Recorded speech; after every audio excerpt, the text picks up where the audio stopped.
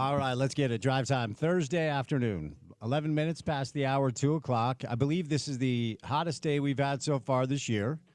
Feels a little June-ish, a little July-ish. It is still late May. We're about to turn our calendars to June, but it's about 82 degrees and sunny here in downtown Salt Lake City, Utah. And as it is every single day, it's good to have you along for the ride. Spence Checketts behind the mic, Porter Larson behind the glass today, producing, booking the show with a jam-packed Thursday edition of the program. You're almost to the weekend.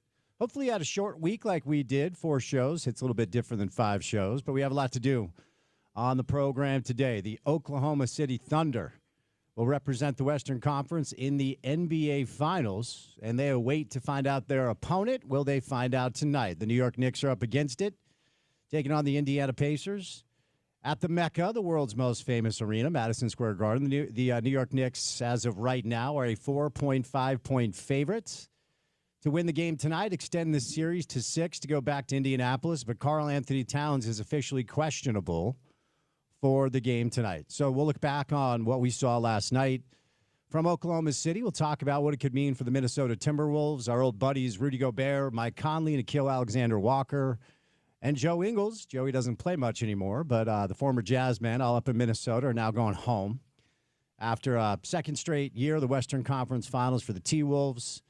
Last year probably stung a little bit more. Dallas was a team I thought they could get. Oklahoma City was not a team I thought they were even in the same ecosystem, the same cul-de-sac stratosphere, whatever you want to say. Oklahoma City is really, really good, and they're really, really young, and they're going to be together for a while. At some point, the luxury tax implications of a roster like this will come back to bite them, but that's not anytime soon. Is this a team that Justin Zanuck and Danny Ainge can look at as far as a roster construction project that just is about as perfect as it could be? Sam Presti really turning a couple of aging superstars into pieces that ended up creating one of the deepest teams in recent memory. They're so good. And that game was over so fast. And Oklahoma City marches on to the NBA Finals, first time since 2012. Now, tonight, New York Knicks, Indiana Pacers, Madison Square Garden. It's tough for me to have any confidence of for the Knicks to actually come back and win the series. I feel pretty good about tonight, although Indiana 5-1 in their last 6 playoff games against New York and 3-0 in their last 3 playoff games at Madison Square Garden. Teams get up to play at MSG. They always have. They always will. Got some off-season college football news we'll get to. Of course, we have one eye on college football at all times as your home at the University of Utah, inching closer and closer to the season, inching closer and closer to college football. We are 85 days away from week 0. I believe 94 days away from Utah football. So we'll get to some off-season NFL. OTAs are here. And some off-season college football as well. Real Salt Lake actually scored a goal last night. Willie Agada, Big Willie Goals, our guy here on the program, was able to get a goal. And then RSL took the lead. And it looked like they were going to win. And then once again, RSL allows a late goal in stoppage time. And they come home from Austin with a draw, not a win. They're on the road taking on the winless LA Galaxy on Saturday, and something tells me that the LA Galaxy have an excellent chance of breaking that streak.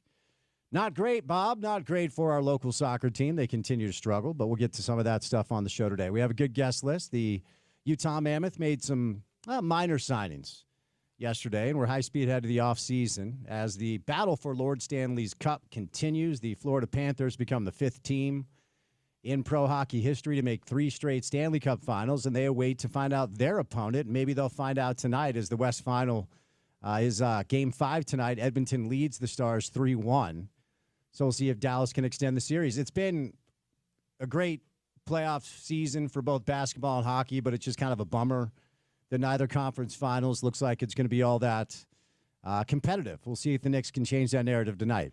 We are about 4 weeks and change away from the NBA draft, where the Utah Jazz find themselves with a number 5 pick, the number 21 overall pick as well, and a couple of second-rounders. We'll see if they hold on to them. A lot of rumors surrounding the NBA and the potential offseason that could lead to a lot of player movement. Will the Jazz get involved? Let's hope they do, because they are not close. So a lot to do on the show today. It's a big weekend for Utah football, kind of under the radar. If you follow the recruiting stuff, the Utes are going to welcome in about 25 or 30, 2026 potential commits to campus coming up this weekend. So we'll talk some Utah football. And with a good guest list on a Thursday afternoon, we'll start things off with the birthday boy this week, Andy Larson from the Salt Lake Tribune, joins us to talk some Jazz. I'm sure he has some salty RSL takes to get off his chest today, so we'll bring in Andy right off the top. The voice himself is trying for return to the drive. Bill Riley, the voice of the Utes, joins us at 3 o'clock today. Bill Armstrong addressed the media. Some interesting stuff from Bill, the upcoming NHL draft, where the Utah Hockey Club, in their first year of existence, received Lady Luck in a way the Jazz have not received in 50 years. The Utah Mammoth. I said the hockey club again. So you're going to have to bear with me. First of all, I hate the name. Second of all, it's brand new. So I'd rather say Utah Hockey Club. I don't like the new corny name, but I'm going to adjust. We'll get there. Utah Mammoth. Tusks. Tusks up, everybody. They will draft number 4 overall in the NHL draft. So Bill Armstrong with some interesting comments about the offseason ahead for the Utah Hockey Club. We'll bring those around to you today. How about Terrell Burgess, former Ute, longtime NFL vet? He'll stop by the program today as well. Then we'll bring in our friends Garrett and Preston Handy. Shout out to Alan Handy. He's not going to be on the show today, but Garrett and Preston Handy will stop by for some sports court, as we are wont to do on a Thursday afternoon. Andy Larson, Bill Riley, little Bill Armstrong, little Terrell Burgess, little sports court, me, Spence Checketts, all of you, the great listeners, on a Thursday afternoon.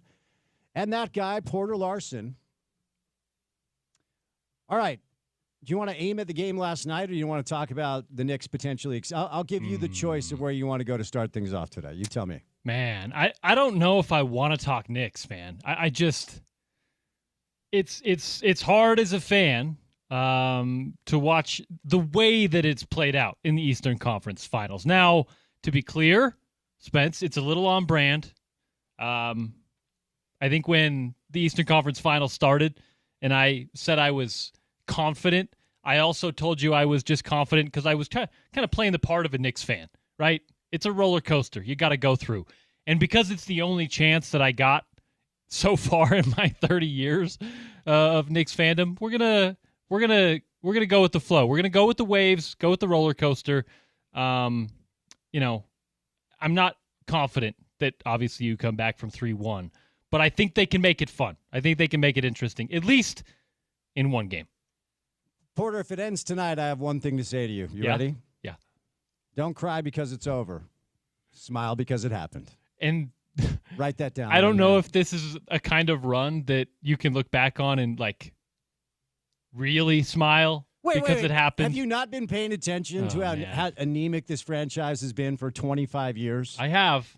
It's just maybe the most wide open the NBA championship has been in how many years? Oklahoma City might have something to say about that. They're really good. They're really good. They just also, and you know this, it's a rite of passage. I think that team, faced with the right semblance of veterans and leader in championship experience, could face some real struggles, even though talent-wise, that might be a team we're looking at for the next decade in the NBA. Yep. Now, luxury tax implications will come into play at some point, but not this year, not next year, and probably not. I think they're going to extend. Look, we'll talk about it. I think they're going to extend. Well, of course, they're going to extend Shea and probably Jalen and Chet, and then they have all these assets to build around if they need to get rid of Caruso or whatever. Sam Presti, this is a masterclass in roster construction in the modern day of the NBA. But we'll get to it. Our first guest today will be Andy Larson. We'll ask Andy about OKC. We'll do some Jazz draft with Andy as well. Before we get to Andy, though, on a Thursday, courtesy of our good friends at Prize Picks, it is time now for your opening tip. Welcome to The Drive with Spence Checketts on Utah's #1 sports talk. Now into the studios of ESPN 700 to set the scene for the show. The opening tip of The Drive is brought to you by Prize Picks. Use the code ESPN700 and run your game with Prize Picks. Warning, before I give you my Prize Picks lineup, I'm going all in with my heart tonight on my New York Knicks. So keep that in mind, all right? I'll give you the picks, but you can cash in on the basketball playoffs with Prize Picks. Do not miss your last chance to add your favorite players from the court to your Prize Picks lineup, whether it's points, rebounds, or assists. Take your pick of more or less for your shot to win up to 2,000 times your cash today. You can turn those playoff hot takes into tickets to basketball's championship series. Starting with the playing round, every lineup you make on Prize Picks will enter you into the Take-Two ticket sweepstakes, which could get you a +1, you and a +1, a VIP trip to the ship. So here's what you do. You download the Prize Picks app today, use the promo code ESPN700, and when you play your first $5 lineup, they're just going to hook you up with $50. Do not even have to win the $5 lineup. They're going to give you $50 no matter what. So download the Prize Picks app today. Use the promo code ESPN700. They'll hook you up with $50. Prize Picks, run your game all season long. I am going more on Jalen Brunson, 30.5 points. I'm going to take less on Cat because I think he's hurt. I'm going to go less on Cat, 21.5 points. Miles Turner feels like easy money. I'm going to go more on Miles Turner, 9.5 points. I'm going to go more on Josh Hart, 9.5 rebounds. And I'm going to go more on OG, 16.5 points. I think the Knicks get it done tonight. So we're going to go heavy New York on our Prize Picks lineup today. All right. Andy Larson, our first guest right out of the gates. Couple things. Oklahoma City overwhelms the Minnesota Timberwolves last night, 124-94. Minnesota scored 9 points in the first quarter. Minnesota had 14 turnovers at halftime. They had 12 made field goals. An NBA team in the Western Conference Finals had 2 more turnovers than made shots in an entire half, okay? So a lot of the conversation today, and Minnesota has some decisions to make. Last night, Chris Finch elected to sit Rudy more often than not. He had to try to match what Oklahoma City was doing with their speed on the perimeter and their 5-out attack when Mark Daigneault just takes Isaiah Hartenstein out of the game and sticks Chet Holmgren into the 5 and then surrounds Chet with 4 just absolute big, long athletes on the perimeter that can guard multiple positions, that all can shoot it from the outside, and they can make plays for themselves, and they can make plays for others. They all dribble, pass, and shoot. They all play fundamentally sound basketball. They know exactly what their role is. And this is as connected of a basketball team that I've seen in a long, long time. So I don't really view this entire series like you're going to hear people talk about, and you're going to read people who write think pieces about Anthony Edwards and whether or not he's been anointed as the face of the league. Just stop with that. He's 23 and is 23 years old. And Minnesota, with all of their decisions that they do need to make, they are going to be fine because they have the thing that you have to have if you want to be relevant in the NBA. They have the thing that the Jazz don't. And that's the problem with trying to do, parallels and be analogous between where the Jazz are and some of these other teams who not too long ago were rebuilding are now. And to compare the Jazz to Oklahoma City really is an exercise in futility because there's an argument to be made that Sam Presti is batting like 1,000. Okay, when he jettisoned Paul George, Sam Presti actually was able to set this thing up back in the day when he knocked it out of the park by drafting Durant, Westbrook, and Harden. Had Serge Ibaka on that team as well. So they had 3 generational superstar players on their roster at once. They did go to the NBA Finals one time. Remember, Harden was a 6th man back in the day. Arizona State kid, right? We watched him play in the Pac-12. Harden was a guy that came off the bench, was Westbrook's backup, and was the offensive initiator for the second unit. And then once that team proved to be really good, what they decided to do was pay Serge Ibaka, and they thought Harden was expendable. But when you trace back what Sam Presti was able to turn James Harden, Serge Ibaka, Kevin Durant, and Russell Westbrook into, and then later on, both Carmelo Anthony and Paul George, who joined up with Russell Westbrook, for that supposed super team that actually came here and got their doors blown off by the Donovan Mitchell, Ricky Rubio-led Utah Jazz. What Sam was able to do to, basically garner a grip of different assets, to acquire a bunch of draft capital and good young players, when you trace it back, he's batting like 1,000. And so there's an easy thing to do to talk about where the Jazz are and then look at what Oklahoma City has done and then try to draw a parallel. I don't know that I can do it because I'm not sure that anybody has ever been able to do it the way Sam Presti has been able to do it. The compendium of draft assets for them turned into players, essentially that are still on the Chet Holmgren was a top 3 pick. They moved up from 4 to 2 to pick Chet Holmgren. With the draft capital they received with those superstar players, they were able to get Jalen Williams. They were able to grab a player in Cason Wallace who probably would start for a lot of teams who comes off the bench. And then the main thing they did, and nobody thought SGA was going to be this. Nobody thought Shea was going to be the MVP, but the Clippers badly wanted to hold on to SGA. Now, Shea, 11th or 12th pick overall, he was a late lottery pick, And so as we talk about the Jazz not having the number 1 overall pick this year, or the Jazz not having Lady Luck shine upon them, I continue to remind everybody and myself, quite frankly, when I'm studying how these rosters are put together, you don't have to have a number 1 pick. Of course, the top 3 pick gives you the best chance at getting great talent, but that's not necessarily how this stuff goes all the time. But, the Jazz turned Donovan Mitchell into Lauri Markkanen and some other pieces, obviously the draft capital. But as far as the players, Ochai Agbaji didn't work out here for whatever reason. He played pretty well in Toronto. Colin Sexton's a fine player. He's not a big-time game changer, but he's a rotational player in pro basketball. But what they weren't able to turn Donovan into, the same way Sam Presti was able to parlay Paul George, is simply a cornerstone, simply a game-changing, franchise, generationally special player. And when you look at the landscape of the NBA and talk about teams that not too long ago were where the Jazz find themselves now, the problem with drawing parallels to most of them is the ones that have been able to make their way out of this rebuild period.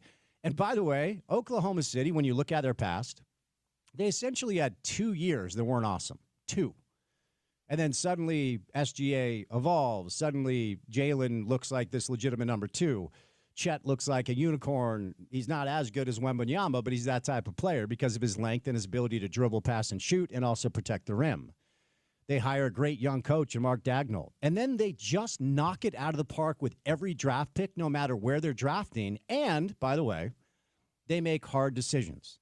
Because the early pick they were able to get, that was a top 5 pick, I believe Josh Giddey was a top 5 pick. That was the first pick they made with the idea of maybe building around this big dynamic guard. They turned Josh Giddey and Alex Caruso, who's just been a perfect fit. They find Lou Dort off a scrap heap. He was not drafted. Alex Caruso and Lou Dort are 2 of 8 players in NBA history that weren't drafted that have made all defense. So what we've seen here is just a masterclass of roster construction by potentially the best general manager of this generation and one of the best GMs that we've seen. Because, look, I would love if the Knicks won tonight, and I would love if the Eastern Conference actually gets interesting. But if I'm honest, neither of these teams are close to where Oklahoma City is. Like, Indiana has some interesting things with their pace to get it up and down the floor. But the problem with OKC, and this is the sign of a really, really special team. So many teams have this identity where it's like, all right, like Indiana, they have to play fast. That's how they're built. They got a bunch of quick wings. They want to get up and down the floor. Like, if you slow Indiana down, which is why when the Knicks try to match their pace early, like, what are you doing? Like, okay, it's working for a minute, but down the stretch, Cat's going to get tired. OG's going to get tired. Jalen's going to get tired. Stop running with them. Indiana has to run to win, and their coach knows it. That's why he's caught on camera screaming pace all the time. Other teams rely on half-court defense and offense. They don't want to run.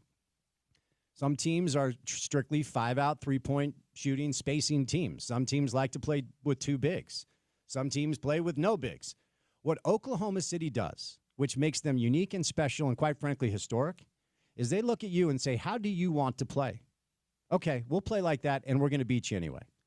They can run. They can slow it down. They can play with size. They can play 5-out. They can switch. They can go straight man. They can play zone. They can shoot it from the outside, but they don't need to. Out of the 16 playoff teams, before we catch a break, here's the wildest stat. Oklahoma City is 13th in three-point shooting percentage. They're going to the NBA Finals, and they're going to win the damn thing.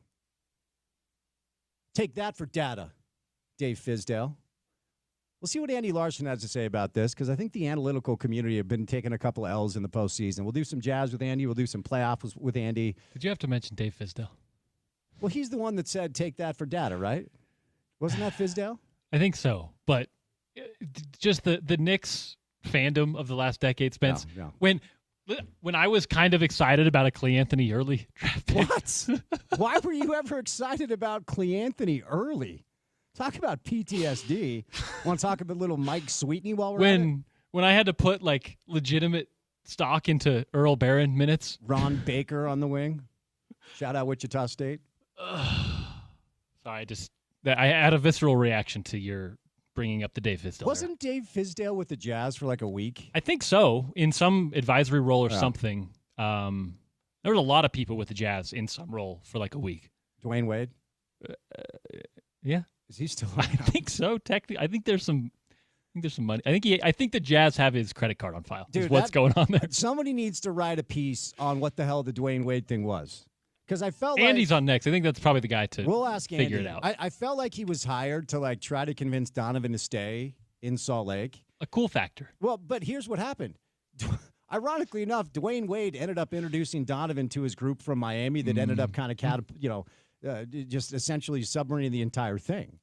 Because Donovan started hanging out with these D-Wade guys. And you remember the whole injury kind of chaos situation where the Jazz trainer told Donovan, like, you're hurt, you can't play. And Donovan's like, my guy from Miami says I'm healthy and I can. He sits out game one, Jazz my other lose. trainer. Like my other trainer, Daryl. Ironically enough, the whole angle of like, hey, if we bring in D-Wade as a minority owner, Donovan's going to want to stay. It had the exact opposite effect. It had that feel. I would like to know more. You blew up the clock this segment. Let's Sorry, be clear. that I was was about to my behave, bad. but I apologize. You were 2 minutes ahead of schedule. I apologize bringing up Dave Fizdale, but you can take that for data. Yeah, we'll ask Andy Larson these questions and more coming up on the other side of a Thursday drive. Good to have you with us right here on ESPN 700.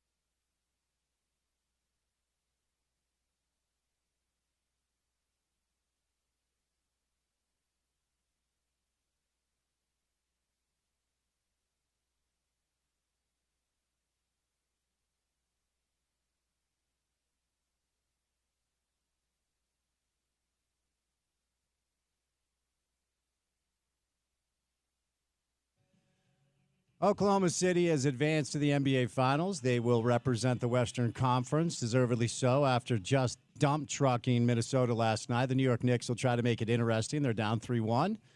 MSG tonight. That is a 6 o'clock Mountain Time tip on TNT. Could this be the final night for Inside the NBA on TNT? We'll have to wait and see. A few weeks away from the NBA draft, RSL cannot hold on to a lead. A lot to talk to our next guest about on his birthday week. Happy birthday, Andy Larson. How are you, bud? Thank you. I'm doing well. 39, 38? What do we got? 34, man. I'm teasing. I know you're a young, but no, now, if I remember correctly, on your 30th birthday, you tweeted out that you were washed. What are you at 34? Even more washed. Okay. I mean, look, I had a soccer game yesterday. We lost 5-1. We are even worse than Real Salt Lake. Yeah, I'm slow. I can't move. People were like getting knee injuries. It's rough out there. It's rough scenes. I love that you just compared your rec soccer team to RSL. That rules. Who are you? If I'd ask you who the RSL equivalent, so who would you be on your rec team of this year's version of RSL? Forster Ajago. So I do play a good deal of forward. And look, I'm trying out there. I'm doing my very best.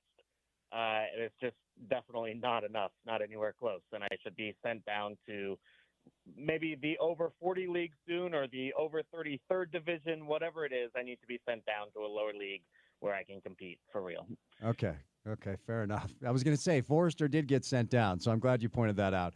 Look, man, since we're in the space, we'll stay in the space. At least our guy, Willie, Big Willie Goals, as we call him on the show, finally got a goal off a nice little set piece. And then, it's funny, man. I just have, and I hate to be this guy, I just have no confidence in this group. And I'm sitting there watching last night. I'm like, they're not going to hold the lead. They're not going to hold the lead. And sure enough, they don't. So a point on the road typically is a good thing, but it's another late game collapse. And the Galaxy have not won this year. Something tells me they might win on Saturday. Just where are we at right now with the club, Andy? Yeah, it's rough. And, I don't think they're terrible, and there were some good moments yesterday. And, but then in the end, set piece marking has been so bad over the last couple games. Just letting opposing guys get free headers within range of goal. It just doesn't make sense how those are being defended. And that's been a problem for ourselves for a lot of this year, along with, as you mentioned, the late game leads. Look, they are near the bottom of the Western Conference. Austin's not a good team either. They're not a playoff team right now. And it feels like you are actually halfway through the season, right? They are one game short of halfway through. It feels like this isn't the year. And so at this point, I think the plan should be to prioritize young talent. I mean, we heard Emeka Nelly is out for at least a month, maybe two, with an injury. It's probably time to prioritize Diego Luna, prioritize Xavier Gozo, Dominic Markzuk, even Bodie Hidalgo's relatively young on the outside back. I mean, Nelson Palacio in the middle, and just see what you have, I guess, with some of these guys. But, it's maybe even rotate goalkeeper, even as good as Rafael Cabral's been, because, in the end, it's hard to imagine this team getting back into it when they have this much of a talent deficit and when they, don't seem to have any chemistry to speak of. Kind of an interesting dynamic on the show over the past week with my RSL guests. So Pablo joins the program and, among other things, drops the tidbit that new ownership has informed him they're not interested in selling young players anymore. They want to change their approach. Kurt hops on, and he was more kind of sitting on the fence about it. Then Jason hopped on yesterday and basically said Pablo was a little bit overdramatic about it. I don't exactly know where to nail it down. I mean, look, as I continue to say, if some European club or some Mexican club calls and says, I don't know, 20, 30 mil for Diego, you're going to do that. I get it. But if the Millers really have kind of done their calculation and – the Millers showed as stewards of the Jazz, they would do what they had to do to make sure this team was always competitive. They never really tried to lose. They never tried to tank. And, it was kind of interesting at that media roundtable listening to their thoughts on how the Jazz are being run right now. So they have a track record of putting a competitive team on the court with the Jazz, and I think they'll show that they'll do that with RSL. But how does that news, whatever exactly it means, land with you? That maybe, if RSL is able to develop really, really good young players, this new ownership group wants to keep them around for a while. Look, I mean, I like that, and I think that's good. And I think, obviously I want to see the best product possible on the pitch. I also think that it's a little bit unrealistic about given where RSL stands in the global soccer world, right? Like, in the end, is Diego Luna really actually going to be happy playing at RSL for his entire career? Yes or no? In the end, I don't think that is likely. And, certainly at least Diego has some local ties and has found some familiarity here. But, guys like Andres Gomez were clearly just using RSL as a rung on the ladder, right? And so it is unrealistic to expect to keep those guys here in Salt Lake when they are not happy here, when they want to go on to greater things, not in MLS, but overseas. And so, look, I think that's good, and you can keep them for longer, and maybe you are more strategic about when you sell them rather than just trying to get top dollar. I think there is room for that. But I do think that, if you imagine how to get RSL successful in Major League Soccer, it does have to involve young players developing to some degree. And then, you can put designated players around them and figure kind of that out. And yes, then if you do have one or two guys who are happy that want to stay in Salt Lake for their whole careers, then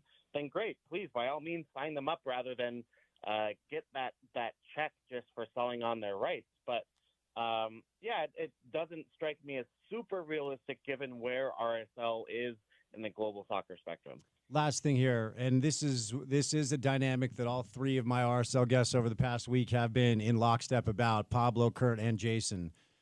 Two attacking players away from being among the better teams in the league. So the summer transfer window will open in July, and if you look at the schedule, if they're able to act really quickly, they will have 13 matches left. Now, if they wait until closer to the end of the secondary summer transfer window, they'll have 7 or 8 matches left. I can't remember off the top of my head. So my whole thing is look, if you claim that you were really close during the primary transfer window that closed last month to getting a few things across the line, if that's real, then be prepared to get these things across the line as soon as you can when the summer window opens. So two-part question before we get to some basketball. Do you agree that, theoretically speaking, it depends on who the players are, but two attacking players away, do you agree that that's the need right now? And do you think there will be enough time to salvage something this year if they can act quickly when the summer window opens?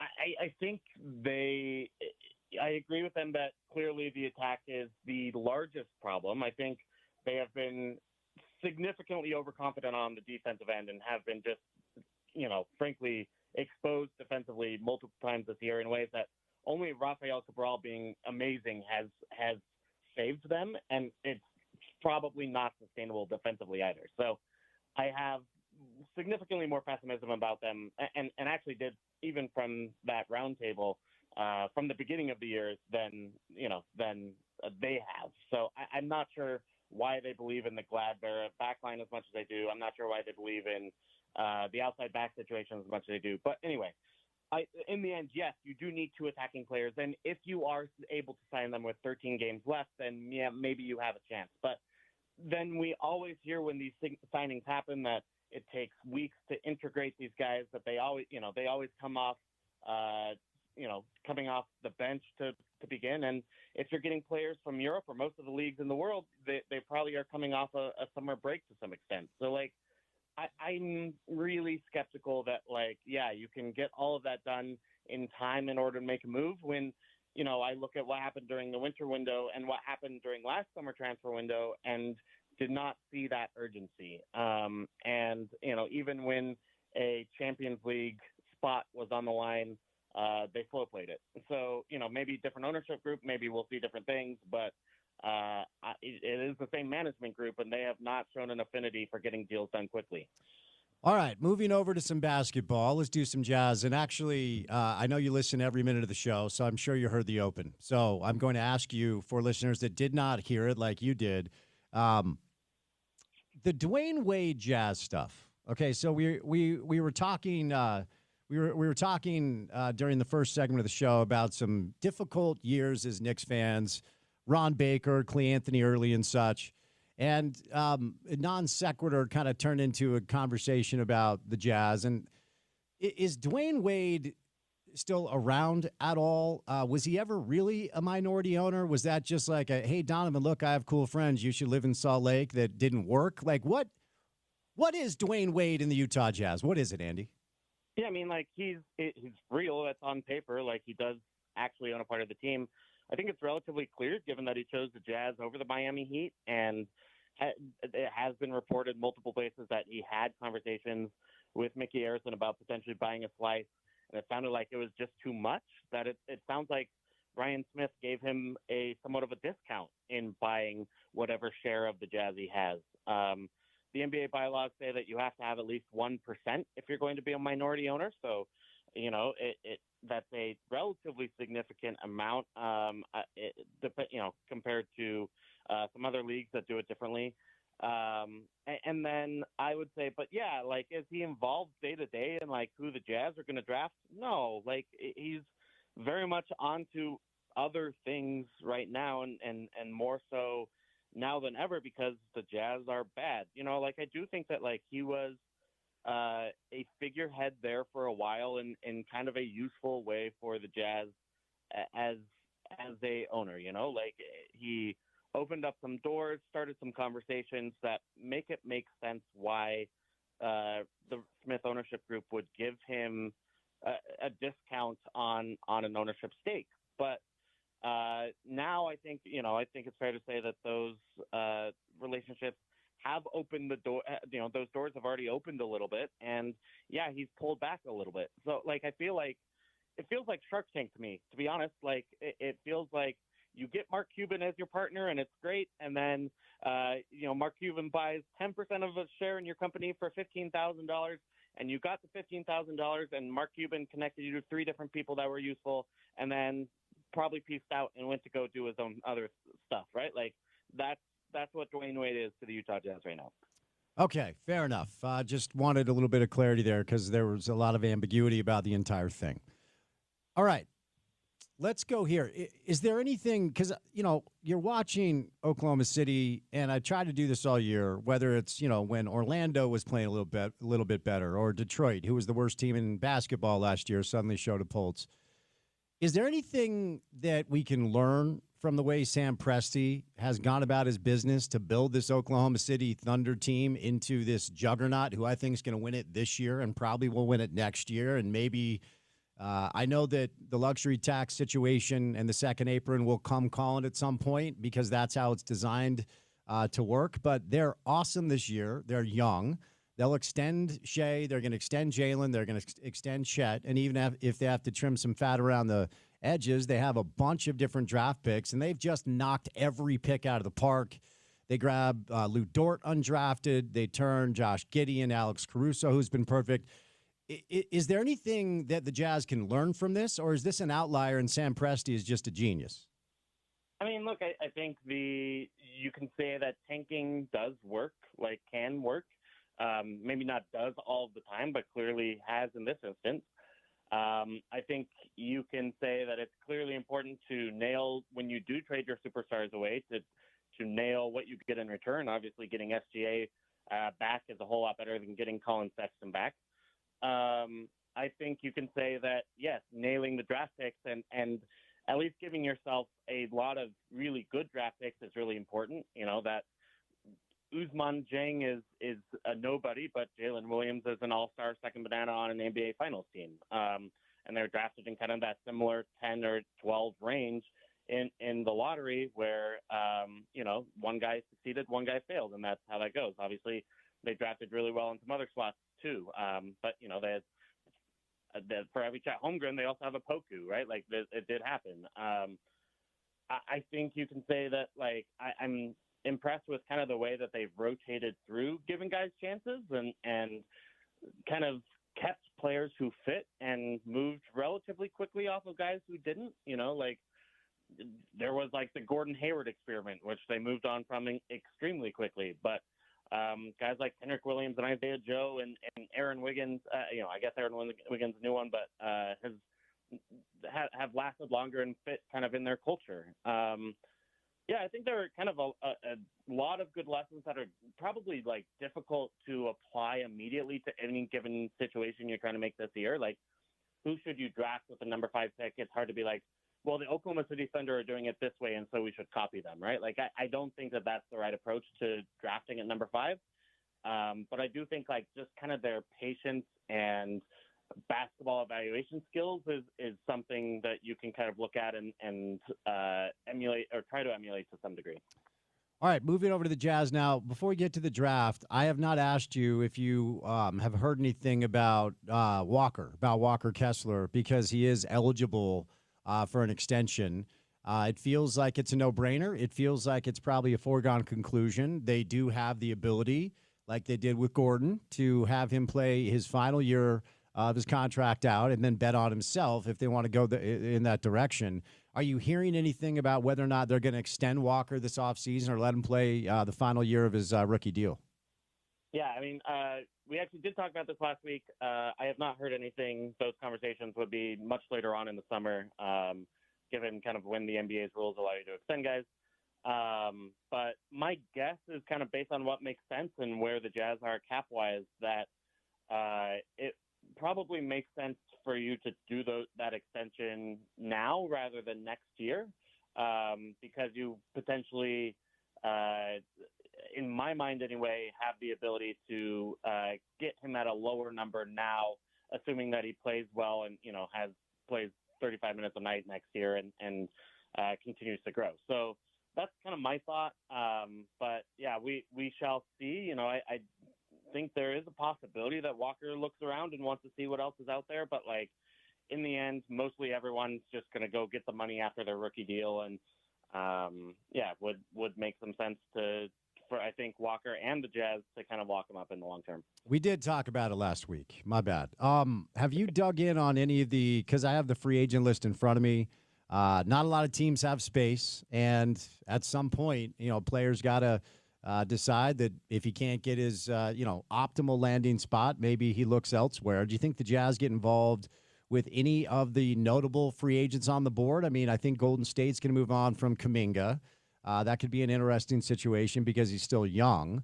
And there were reports that when the Jazz were talking to Golden State about marketing, I don't know how real any of it was, that Jonathan Kuminga was a name that was bantied about. Any thoughts on the Jazz potentially moving outside of the typical boxes we talk about to add some talent via free agency? Do you think that's a real thing?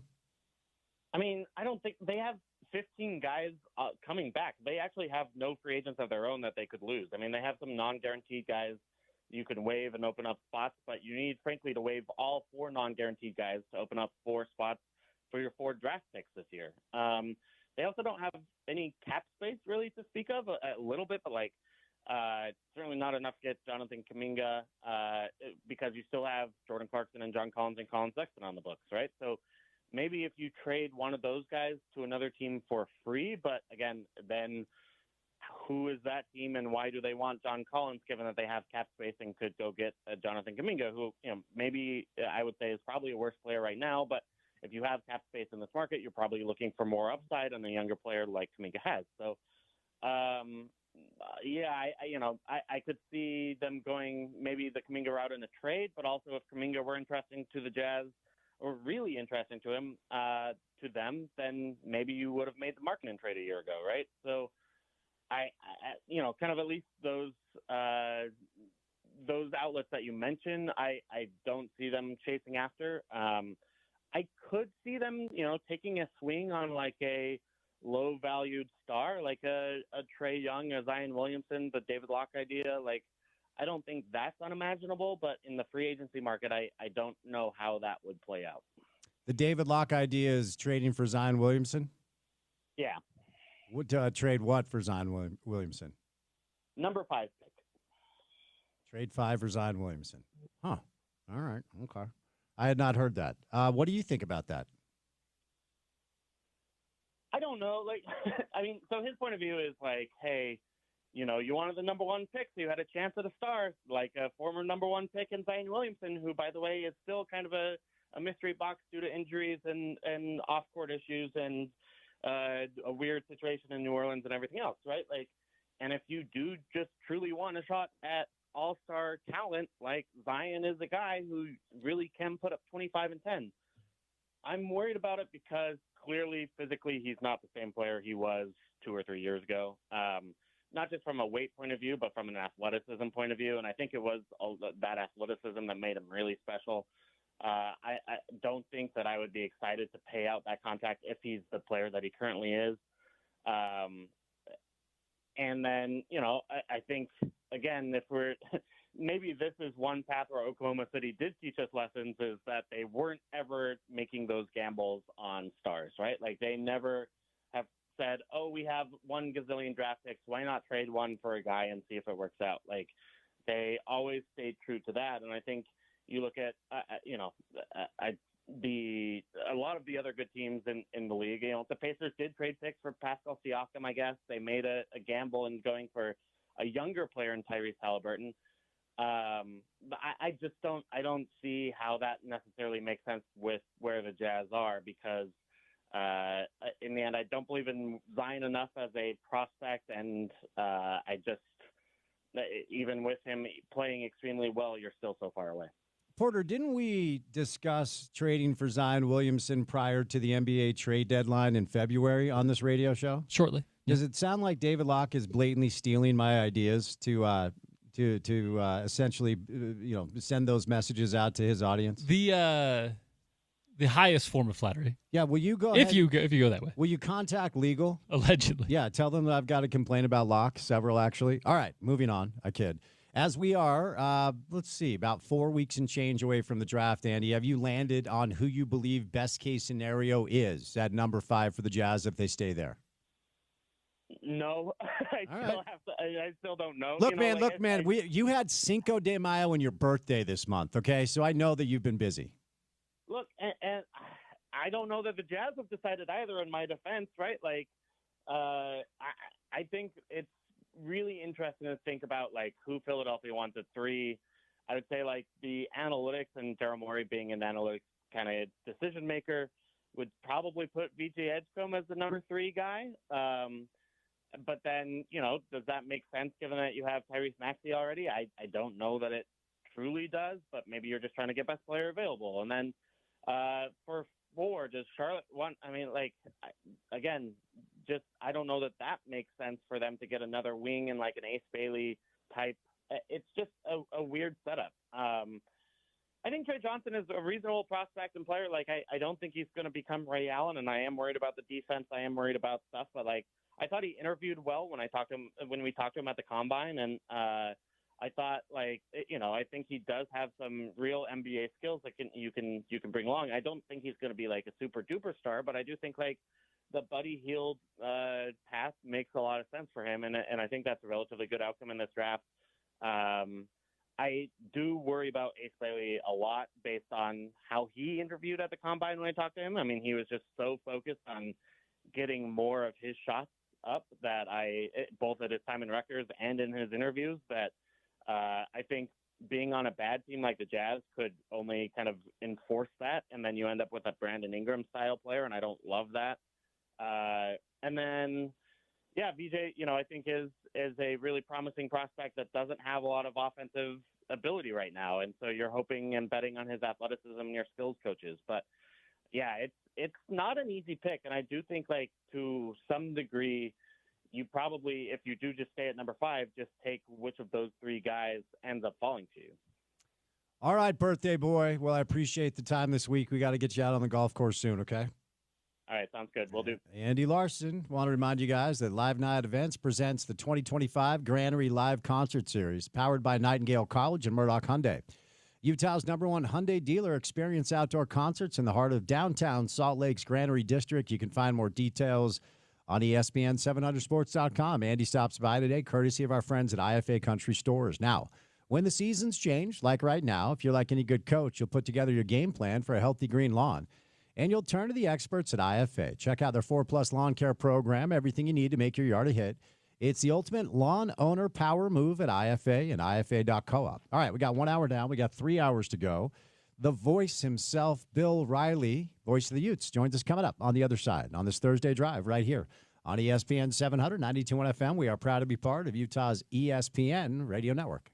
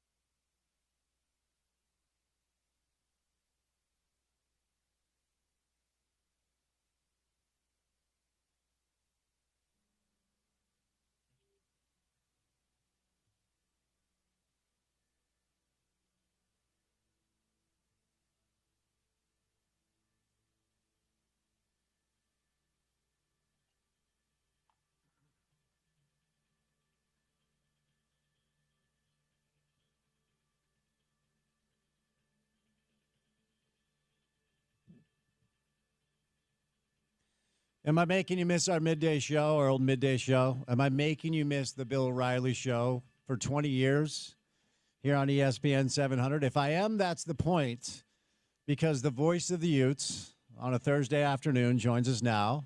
Mr. Riley, happy Thursday, sir. How are you? Spence, I am outstanding. How are you? Outstanding? Well, I got to follow up. What's going on? You've been on vacation? You've been taking some time off? What leads the voice of the Utes to feel outstanding on this Thursday afternoon? Well, one, I checked my calendar today. It's almost June. I heard it's 93 days till kickoff. Indeed. Got some kickoff times today. And we're inside of a month till I get to gather with you and Gordy to talk some NBA draft. Yes, the band is getting back together. All right, so you just dropped a little bit of a gem for our Utah football fans. What kickoff times did we get today, Riles? We got the opener against the UCLA Bruins at the Rose Bowl on Saturday, August 30th. Buckle up for this one, a 9 p.m. Mountain Time kickoff. Oh, geez. On Saturday, August 30th. Yes, 8 p.m. Rose Bowl time. Cal Poly will be a 4 o'clock kickoff at Rice-Eccles Stadium. And the return trip to Laramie, Wyoming and War Memorial Stadium will be a 6 o'clock kickoff Mountain Time on Saturday, September 13th. And the regular season finale in Lawrence, Kansas, the day after Thanksgiving, 10 a.m. kickoff. So we have a 10 a.m. kickoff and a 9 p.m. kickoff, Spence. So you are delivering zero good news on a Thursday afternoon. Those are awful kick times, Bill. Jeez. The Cal Poly isn't bad. 4 p.m. is a pretty good kick time. Yeah, but it's Cal Poly. Due respect. Yeah. Due respect. Yeah. 9 o'clock p.m. at UCLA, opening night, and then the closing game at Kansas, 10 o'clock a.m. How much of this simply is just TV executives telling you, like, this is the deal? Is that pretty much all it is? That's exactly what it is. The television dictates the time. I think the league probably has the most minuscule say in it. But, yeah, it's television. It's ABC, it's ESPN, it's Fox. Those are the folks that dictate that. So, yeah. Okay, fair enough. What's the most unique challenge of a late kick like that? I mean, the beat writers just bitch and moan that they're on deadline, but calling a game that late at night, what are the unique challenges of that? You know, for me, you know me, I'm pretty high energy anyway. There's not any challenge for me because the game is what it is. We're on the air. There's no deadline for us. I think it's getting home at, 5:30 in the morning if we happen to be lucky enough to be on the charter that day. Otherwise, you're flying out the next day. But late games, it's more for the team. For broadcasters, nothing. I mean, I'm not going to sit here and make it sound like I'm, roofing, digging ditches and roofing buildings. I mean, I just have to talk a little bit later in the day. I would say it's tougher for football players. They got to sit around the hotel all day long. You got to get up. You got to sit around the hotel all day long. You got to watch football. They're actually doing something physically. Me, I'm fine. I'll get a little nap in the afternoon. I'll be fine. Do you think from a team standpoint, Coach Witt would prefer 10 a.m. day after Thanksgiving or 9 p.m. at UCLA? What do you think is better? Oh, 10 a.m. Kyle would play every game when the sun crests the horizon. If you gave him the opportunity, he'd turn the lights on before it crests, and he would kick off at 6 a.m. if you gave him the possibility. So I would tell you, if you asked him, he would say, I'll take the 10 a.m. kickoff in Lawrence the day after Thanksgiving every day of the week and twice on Sunday over the 9 p.m. kickoff. Are you going to be spending Thanksgiving back in the old stomping ground since, obviously you're not far away from your home with that Kansas game? I would think I would probably make a visit to Bill and Donna Riley's house, 35 minutes away from Lawrence, for a little turkey on that day, since I think we'll probably fly in on Thanksgiving Day. So, yeah, I think so. I think I'll get to see Mom and Pops. Are you a Bill Jr., or are there more Bills in the pipeline? I am the fourth. My son is the fifth. My dad is the third, and it goes back from there. There was a time when 2 through 5 were all alive at the same time and in a picture together. I've known you for like 20 years, and I don't think I ever knew that you. I knew that your dad was Bill. I don't think I ever knew you were the fourth. The quad, the quattro. I'm going to start calling you that. I will not call you that, but I didn't know you were the fourth. I will say, if you call me the quattro and it sticks, you'll get full credit. Fair enough. No, you already have one. You got a nickname. It's Riles. I do not have a cool nickname. Like they hire Rafael Chilius and we're calling him Coach Chill. I don't have a cool nickname. Outside of, shout out to my mother's father, Triple L, Lowell, who you knew, nicknamed me Doobie when I was like 2, so we could go with Doobie if you wanted to. Well, did he have some sort of a premonition? You know about what? later in Never life? mind. I'm sorry I brought it up. What was I supposed to say in high school when they were like, "Do you want a Doobie?" I couldn't say no. It was my name, Bill. Was there a story behind it? Did Triple L have a story behind it? Of course not. He doesn't know what a doobie is. There's no. Okay. I have no idea why. He just started calling me Spencer Doobie when I was like 2, and my cousins to this day still call me Doobie. It's really weird. Shout out to the Don. Shout out to the Don. All right, moving on. So you've been doing the interviews with the players for our listeners. You can find them on the Ute social channels. This Walk and Talk series Bill has been doing. On the football side of things, just how would you kind of characterize the way this team is coming together with so many new players, and now that spring ball's in the rear view, spring game's in the rear view, and recruiting, of course, is top of mind. But how's the project coming along to get this new group kind of together and ready to roll prior to fall? I think spring, Spence, went about as well as it could possibly go. They didn't have any major departures in the spring portal window. They got the offense pretty well installed. That was the big deal there. Obviously, the summer's going to be big. I think they feel really good about a lot of things. I think the chemistry is good. When a guy like Devin Dampier comes in and immediately establishes himself as a guy that others will follow, not just because he plays quarterback, but because of the personality.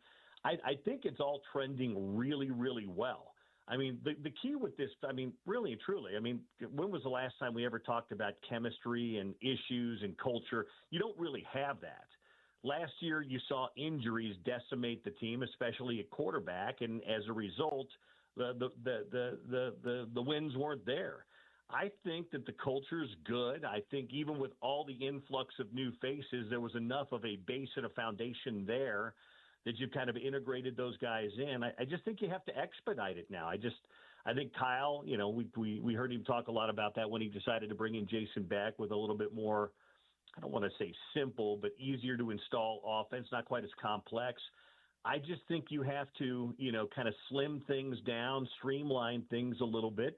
But I think because the culture was in place and they retained a lot of their key players from a year ago, I think the transition's gone pretty smooth.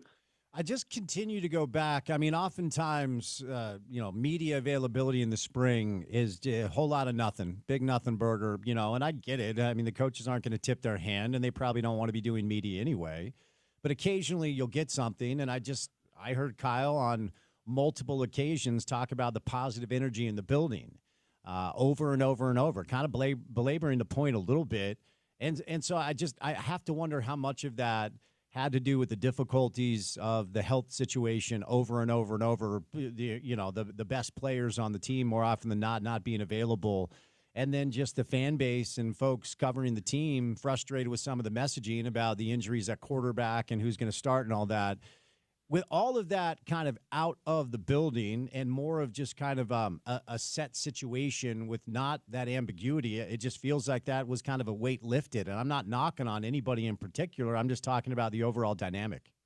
No, I think there's some truth to that, Spence. I think when you have a high bar set the way Utah has, and, it was funny, the year before, people were losing their minds when they went 8-4. Well, they would have killed for 8-4 a year ago, but by Utah standards and what the outside expectations were, that 8-4 didn't meet them, and certainly last year's record didn't meet them. And I think losing wears you down. It just simply does, especially when you're used to winning and you've created an expectation of winning.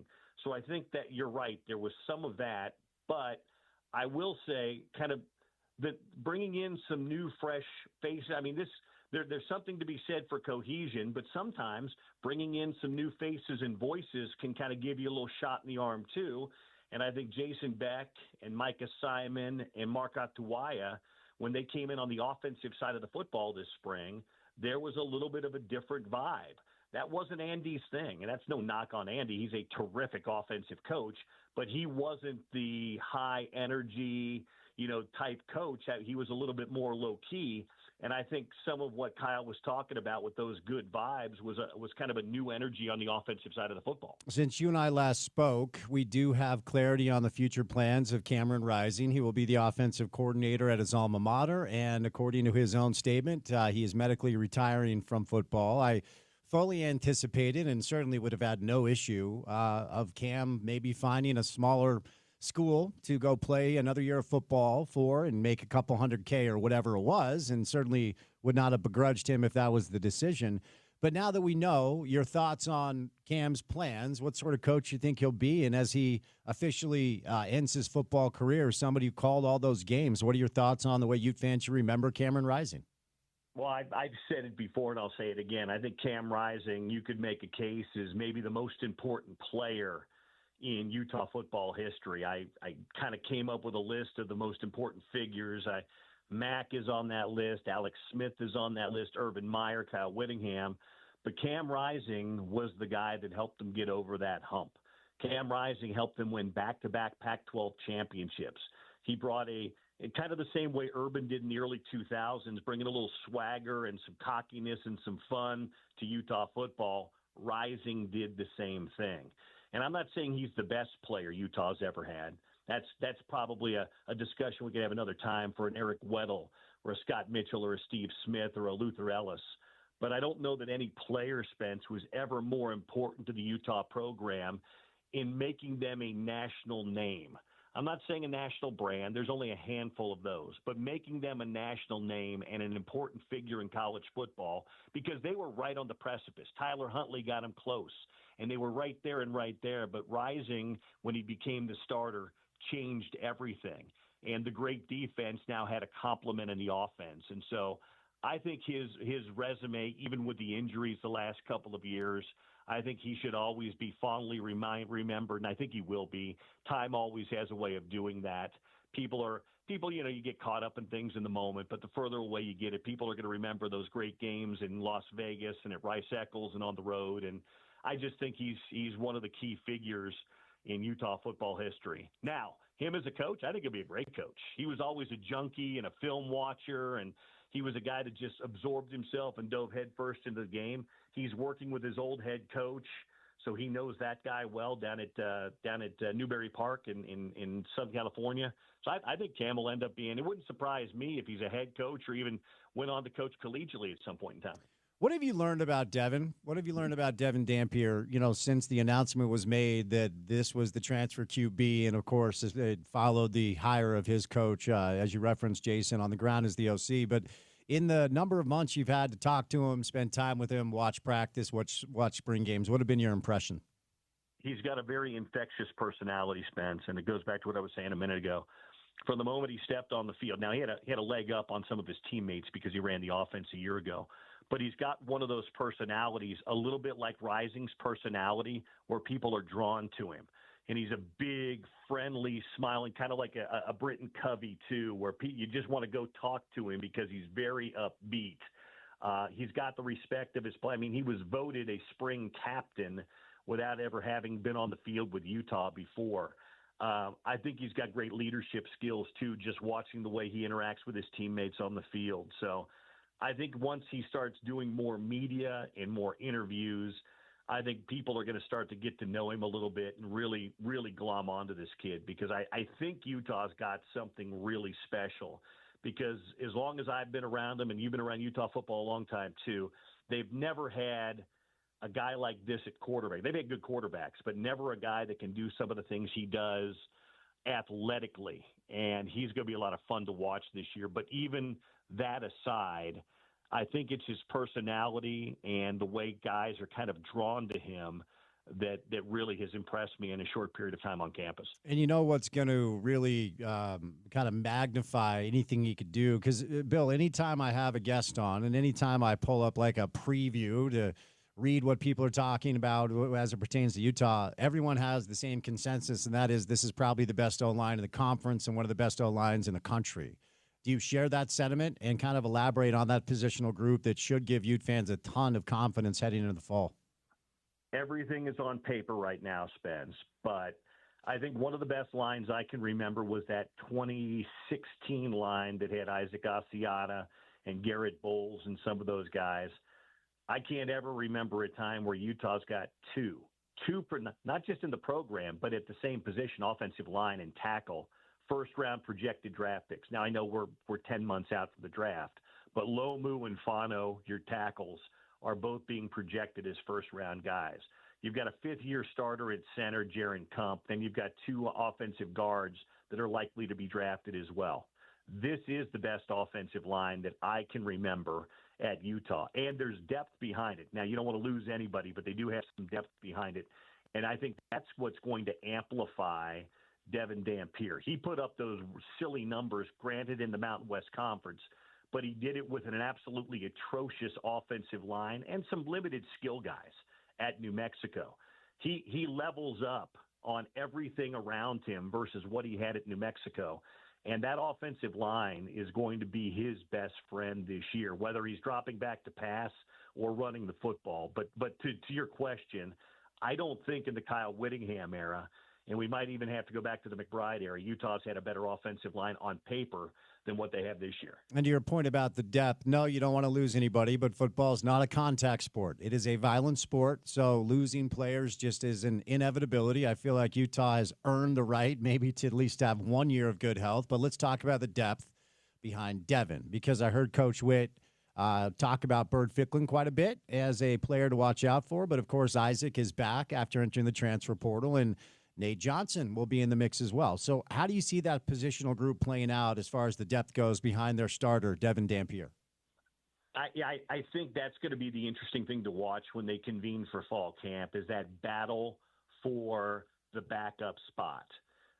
Isaac has a leg up on Bird Ficklin because Bird Ficklin's never played a down of college football before. He literally graduated early in December. He should have just graduated this week from high school. So, but he was very impressive in spring ball. He's an outstanding athlete who might have the best arm of any of the quarterbacks in that room.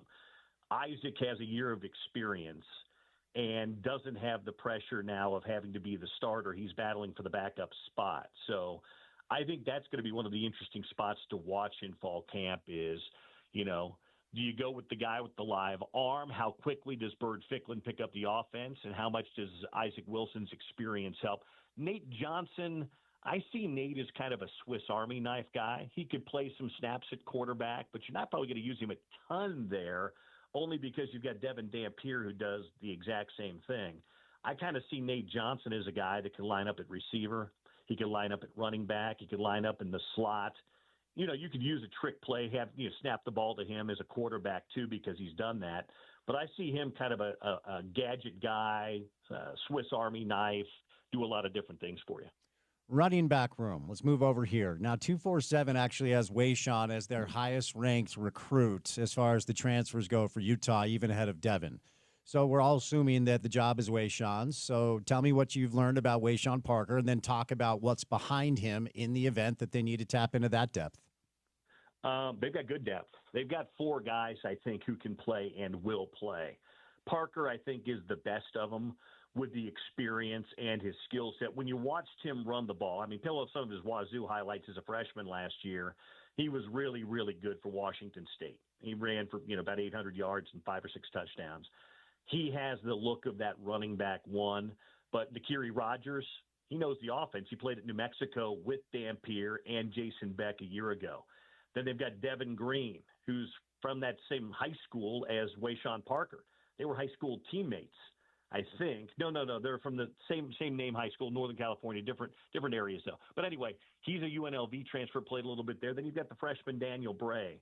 They've got guys who can play in that room, but Parker is the definitive number one. I'd say Rogers and Green are kind of 2A and 2B, and then Bray. But they've got good depth there. And Parker's a guy that can do everything. He gets the ball out of the backfield, and he's got that breakaway speed if he gets into the open field. Wide receiver, Riles, of course, continues to be the positional group people have the most questions about. There's some time to add some pieces as well, and some transfers have been brought in. But where are we at with this project? The Zach Williams kid, I think a lot of people thought he'd be the number one. He showed some good stuff in the spring. Who's catching the football from Devin this year as far as the wideout room goes? That's the biggest question, Spence. Of all the questions going into fall camp, it's going to be they've got numbers, but who amongst that group steps up? You mentioned Zacharias Williams. He was the definitive number one, and he opted to transfer. So they have to figure out after that. Now, they signed a couple of kids this spring. I can't talk about who they are just yet, but they've got a couple of kids coming in who did some really nice stuff at the Division I level. They've got David Washington, who was on the roster a year ago. You've got some guys that are Justin Stevenson, who played at Wyoming, Rayshawn Glover, who was there as well. They've got some guys who have played, but really, and then Ryan Davis played in that offense a year ago, caught passes. I think he caught 50 passes last year at New Mexico. I've talked to Jason Beck about this. He said, hey, he goes, my offense is not predicated on, five guys running 50-yard bombs all the time. He goes, we can get by with good intermediate offense.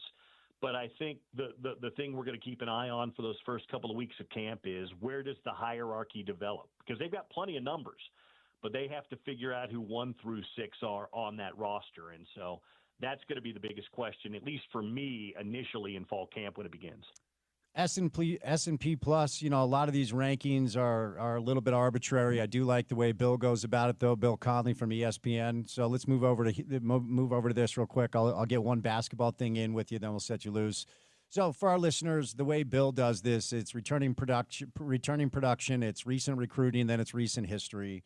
When you look at the Big 12 teams, he likes K-State 1, Arizona State 2, Texas Tech 3, BYU 4, TCU 5, Utah 6, and then Iowa State right behind that. So he has Utah as the 6th ranked S&P team in the Big 12. The over-under for Utah is 7.5. Of course, plenty of time between now and the fall. Does that feel about right, or is that a little low in your opinion for the Utes? Bill also wrote earlier this year that he wouldn't be surprised if Utah was one of those teams that progressed and a few others slid backwards. Honestly, Spence, I think sitting here today, you could make a case, and this is I'm not trying to sidestep it.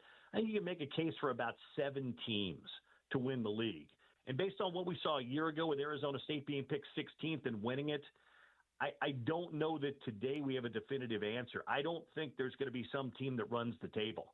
I think the winner of the league probably has at least 1 loss, maybe 2.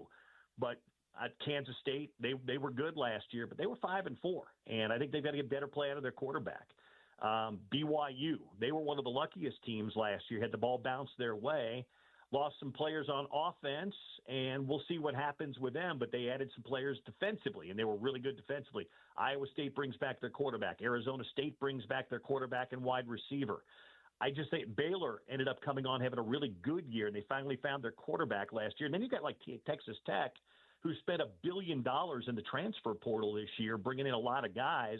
There's a lot of hope in West Texas this year. So I don't think there's anything wrong with where, because Bill has his metrics and there's reasoning behind it. It's not all subjective.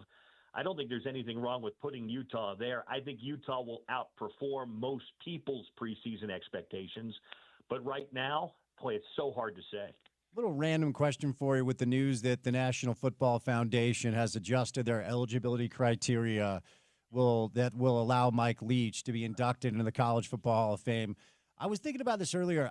I know I interviewed him maybe 3 to 5 times. I don't remember off the top of my head, but I know you had a chance to interview him. I don't know how well you got to know him.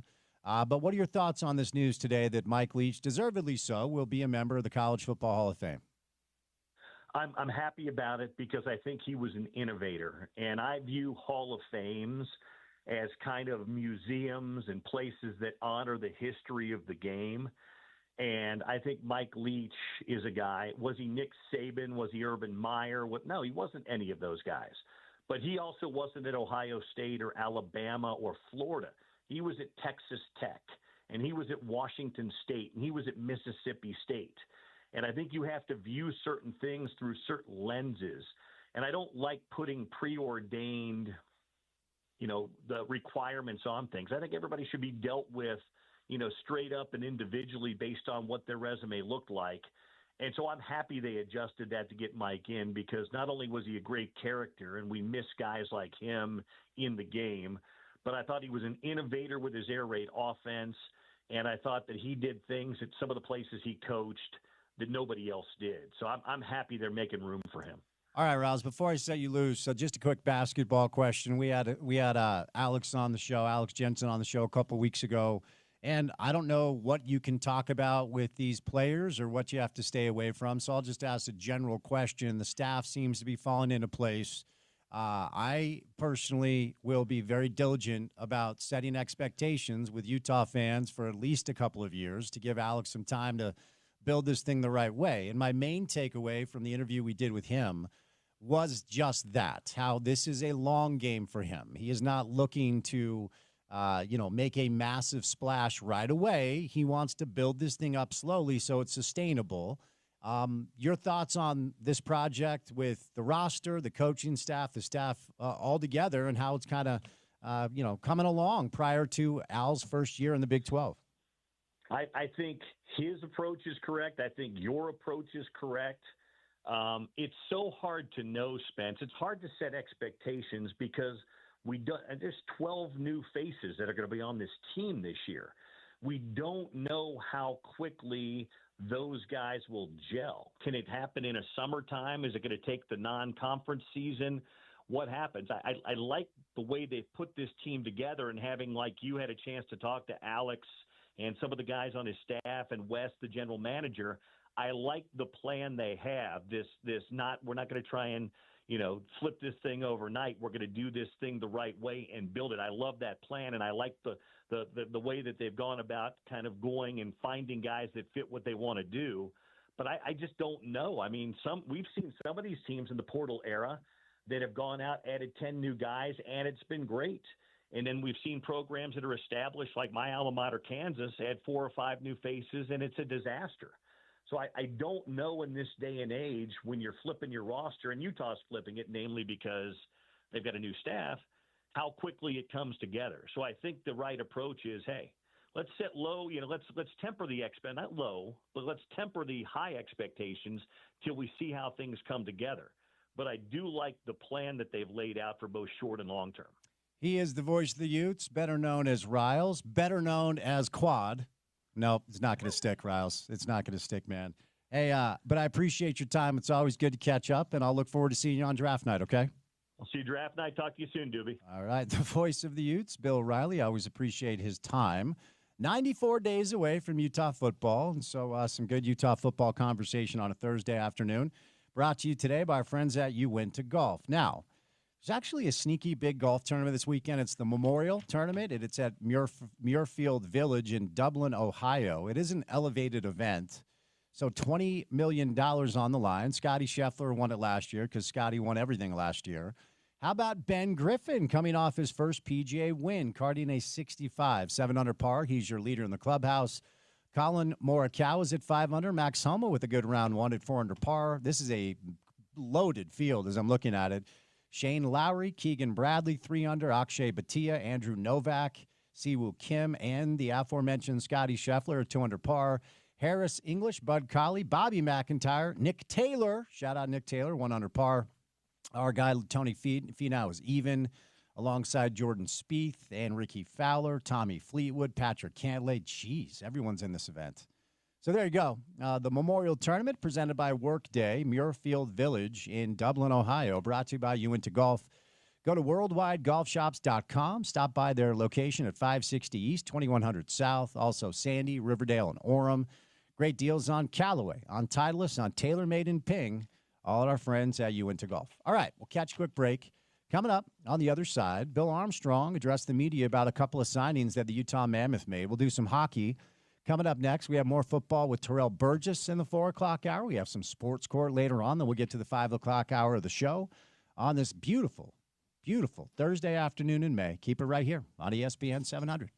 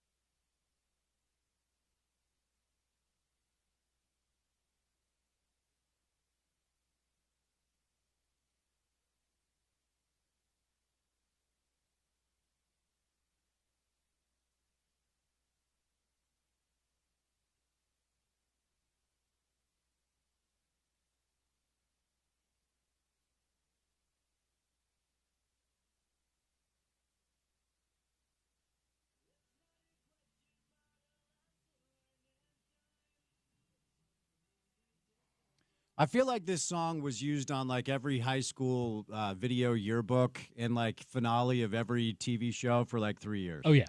Absolutely. Seinfeld used it. Oh, really? Yeah, the final episode of Seinfeld. I This was didn't- the outro. I did not realize that Green Day made the Seinfeld cut. Now that you say that, that's I do. No, That's awesome. Like everybody that was posting a video, year in review, little Green Day. It's called The Time of Your Life, Yeah. right? That's the name of the song. You get the reference, though?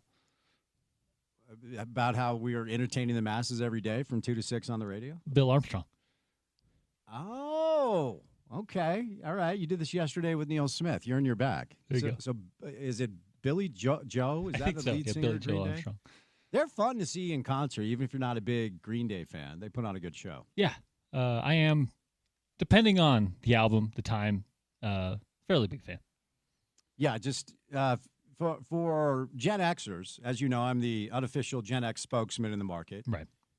These are the days, 10,000 Maniacs. That was our, like, every video yearbook, and I'm talking VHS kids in the 90s. Speaking of which, no one cares about this. You don't either. But I'm going to say it anyway. Do it. Came across the old high school basketball tape box. Tape, by the way. VHS. I've got like 20 VHS videos. It's not on those like big wheels, the big metal wheels. No, not there. But they're definitely VHS, and I'm going to convert them digitally. I don't know how to do that. There has to be services out there that do that, right? There's a place in town, not affiliated, just to be clear, but they're called Larson's. Seriously? Yeah. And you don't know them? Don't. So Larson's, I think it's locally, Larson's Digital or something. they will convert my VHS high school basketball tapes to something digital, so I can watch myself dropping 30 points and losing by 25. I think to so. Superior teams. Yep. Larson's, if you're listening, text in Shout out. 877-353-0700, or anybody else. If you know of a service that can do this for me, I'll give you a shout out on air. I'm not asking for a discount. I'm not that guy. So there you go. All right. I want to tell you about my friends at Cortland Roofing. We're going to get to Bill Armstrong here in a bit. Now, Cortland Roofing, your re-roofing and your roof repair experts with over 20 years of experience.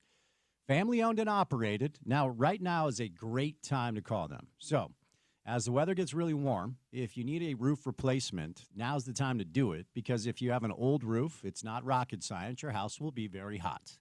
And you will have to turn the air conditioning on, and you will waste a ton of money.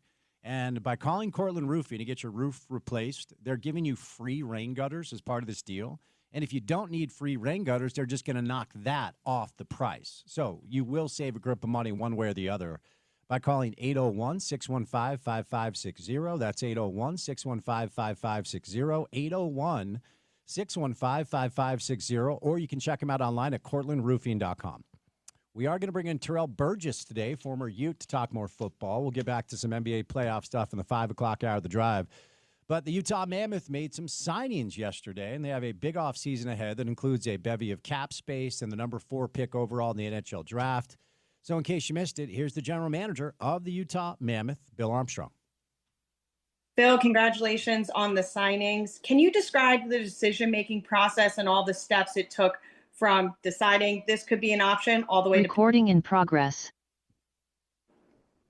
Well, there's a lot of decisions making going into this, but when it comes time to sign, the two big boys, Daniel Boot and Dmitry Simashev, there was a lot of work behind the scenes to get it done and to make sure, after we signed them, I should say after we drafted them, as we knew there was a long process before the day we would actually sign them. And, I think through the world of advancement and technology and everything else, we were able to kind of keep in touch with them the best that we could. And, their club was enabled us to have them into development camp, which was huge. So, Locomotive was extremely a good club to deal with on our end. So they were great, and they allowed the two players to come into development camp and be a part of our culture and stay in touch. So it was huge on that end of it, but there was a lot of planning, but truly excited about this day for them to be able to come in and sign is huge for us. Jeff Rainier with Fox. Yeah, I just was looking at the video of these guys. They're some big boys as for size-wise. Everybody who follows Mikhail Sergachev on Instagram or whatever. I've seen video of him over in Russia just a few months during the last month. How much did he play a role in getting these guys committed to come and play? Well, I think long before he had joined our organization, we had drafted them. I think when, it's such an easy transition for them in the sense of having a great player, a great role model, someone that's a fellow countryman inside our organization already. It allows a little bit more comfort level. I think he can help teach them what's not only expected in our league, but also our culture of our team. And what's coming their way. Obviously when you're you're a rookie showing up for training camp in a National Hockey League team, it's hard. So I think he's going to help guide them through all the pitfalls. And I think that, his impact will be huge on both of them. Dana Green with ABC. Well, we did see a little bit of Daniil in that scrimmage last July, but how close are these two guys to actually making the roster and maybe even contributing as soon as this year? Well, they've played in one of the best leagues in the world in the KHL, and they played on a championship team. So I believe both of them will come into camp and will have a good opportunity to compete for a job, and I think they'll be close to making it. Obviously, there's a transition period. Playing on a different size rink, and you're playing in North American hockey, there's a little bit of a transition period that occurs for those guys. I think with Daniel's height, he reminds me of Tage Thompson, and it takes a little bit of time to adjust to that size of body to playing in the NHL. So he'll have probably a little bit harder adjustment. But at the same time, both those players are close, and if they can get over here in the summer and get comfortable over here, get comfortable with the system that our coaches play, it surely will make a difference when training camp starts. And then we asked you for last year or so about the name. Now it's finally official. I don't think we've gotten your official reaction. What do you think of Mammoth?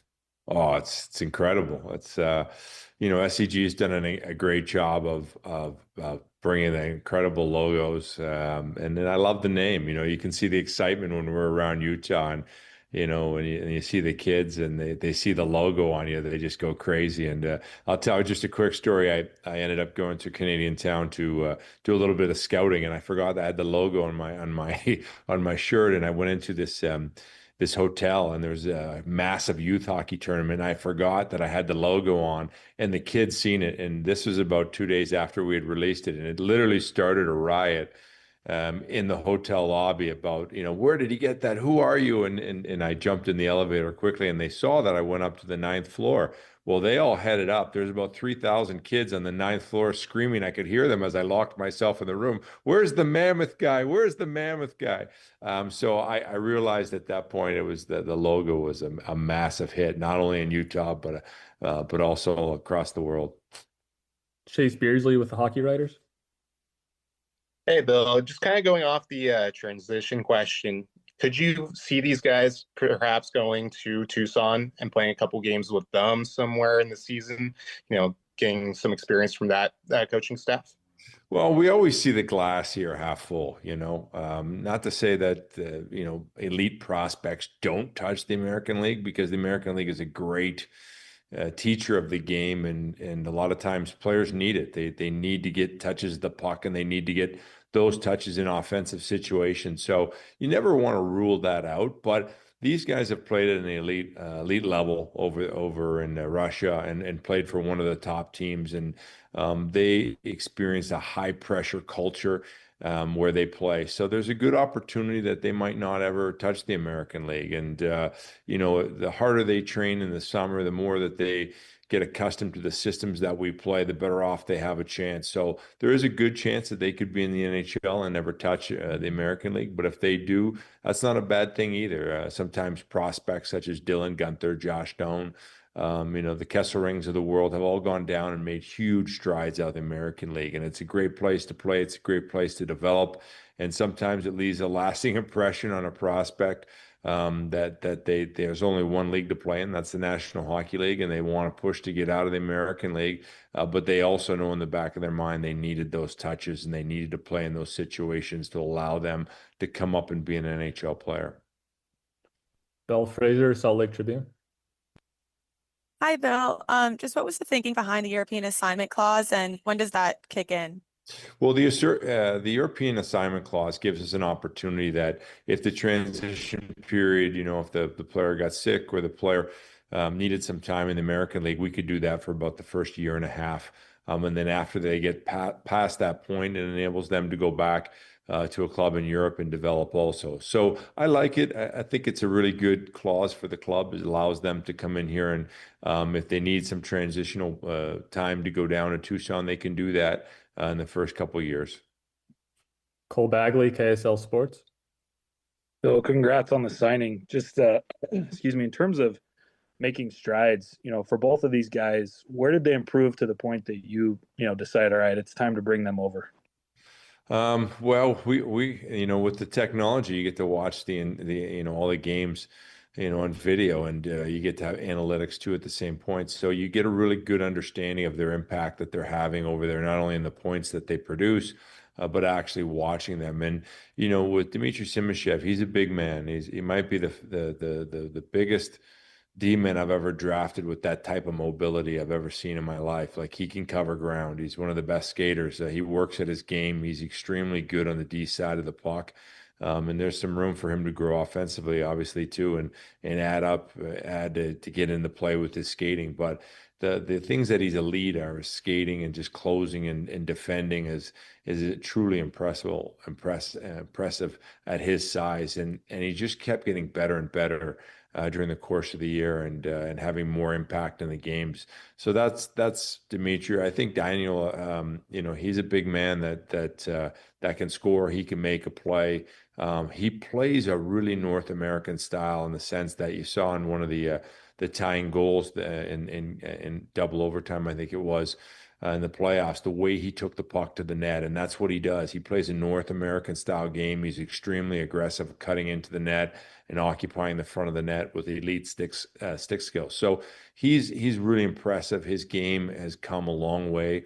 Like I said before, Daniel, he is a massive human being, and he's learning to use his body more effectively. And it takes a while when you're that big to put the strength on to compete against men. And you could see every one of his games in the KHL, he got better and better. Brogan Houston, Deseret News. Hey, Bill. Forgive me if my mouth sounds a little funny. I just got out of the dentist, but I'm still a little numb. But a couple of housekeeping items. So one is, do both of these players have those European assignment clauses, or is it just Simashev? Yeah, both players have the same clause. I think that was something that was a fairness for us, and allowing them to spend some time over here and help their development and be upfront with them and give them also a clause that works for them too. So okay, and then do these signings impact what you're going to do on July 1st when free agency rolls around? I believe so. Both these guys have the ability to have some impact with our team next year. Obviously, there's a transition period for them to adjust, but they've got a good opportunity to come in here and make a splash with our team. Back to Bell. Hey, Bill. Do you expect them to be at development camp? And if so, what benefit is it that they get to come over together and kind of do this transition together in Utah? Well, I like when our players that haven't played for us before come over for development camp, and especially sometimes they're older players out of Europe. It allows them a good period to get used to just the culture in North America, get familiar with our staff, get familiar with our facilities, and they play a role as a leader at our development camps, because it's now their third year coming into our camp and they're a little bit older. I think it's a great time for them to show their leadership skills. One of the main thing that I think it benefits is we have a strong culture here for the Mammoth, and we build it at development camp. And that's when our players we always say our homegrown players fight harder, and that's what I mean when we draft them. We bring them into development camp, and we explain the culture and what our expectations are for the player. And then if you get a player that's been here for 3 years, they start demanding it from themselves and also the players around them. And that's where our culture takes a strong growth, is usually at development camp. Last question to Jeff Renier. I want to ask you about for Americans that win the World Championship. How important is that to have guys that win stuff like that in big tournaments and that experience they gain? Well, as I've always said, you don't teach a baby shark how to bite. They know how to bite. And that's a big part of our culture, is winning. And we love the fact that our players, when they go over and they played for Team USA over in the World Championships, came home with a gold medal, because that says a lot about the talent level that they have and what they can do, not only with our club but overseas. And I love the fact that they had the ability to win in the big moments in overtime. And Cooley made that beautiful pass, set up the game winner. So they had huge impact over there. As the first gold medal, I think, since, I don't know. It's been a long time since they won. I think it's 60 some odd years, but it was a huge impact that winning had on them. And also, we also had Gabe Smith, going into the Memorial Cup and helping win the Quebec League, along with Vassinen, won the Western Hockey League, and also with Dmitry Simashev and Daniel Boot winning the KHL championship. If you just continue to bring in winners, it's going to translate into to our club winning. We got to make the playoffs first. It's a huge thing. We've got Stanley Cup winners, from Ian Cole to Stenlund to Mata to Sergachev, and that all has impact. And if you keep adding winners, soon enough, you're going to have an opportunity to win for the Mammoths. So it's something that I love to see in our young players, the winning and in the championships. It really helps build our culture to a point where we're going to have an opportunity to win a championship here. All right, there you go. General Manager of the Utah Mammoth, Bill Armstrong. We have a little Stanley Cup playoff hockey on the station tonight. We'll see if Edmonton can get it done and go to the Stanley Cup final to take on Florida. They'll play Dallas tonight. If you're looking for the Knicks-Pacers game, that's on the Fan. 2 hours down, 2 hours to go. More football coming up. Former Ute Terrell Burgess joins the program. We'll do some sports court later on. Then we'll launch into the 5 o'clock hour of the show. And we'll say goodnight at 6 on this Thursday afternoon. So keep it right here on ESPN 700.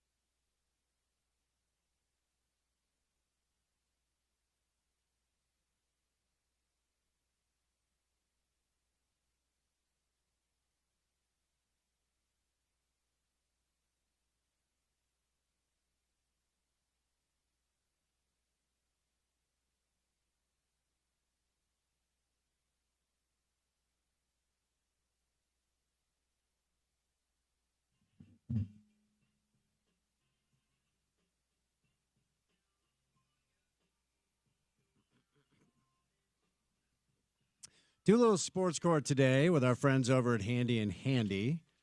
5 o'clock hour of the program. We'll get back to some NBA playoffs. Oklahoma City is marching on to the NBA Finals, representing the Western Conference, and the New York Knicks will try to keep it going.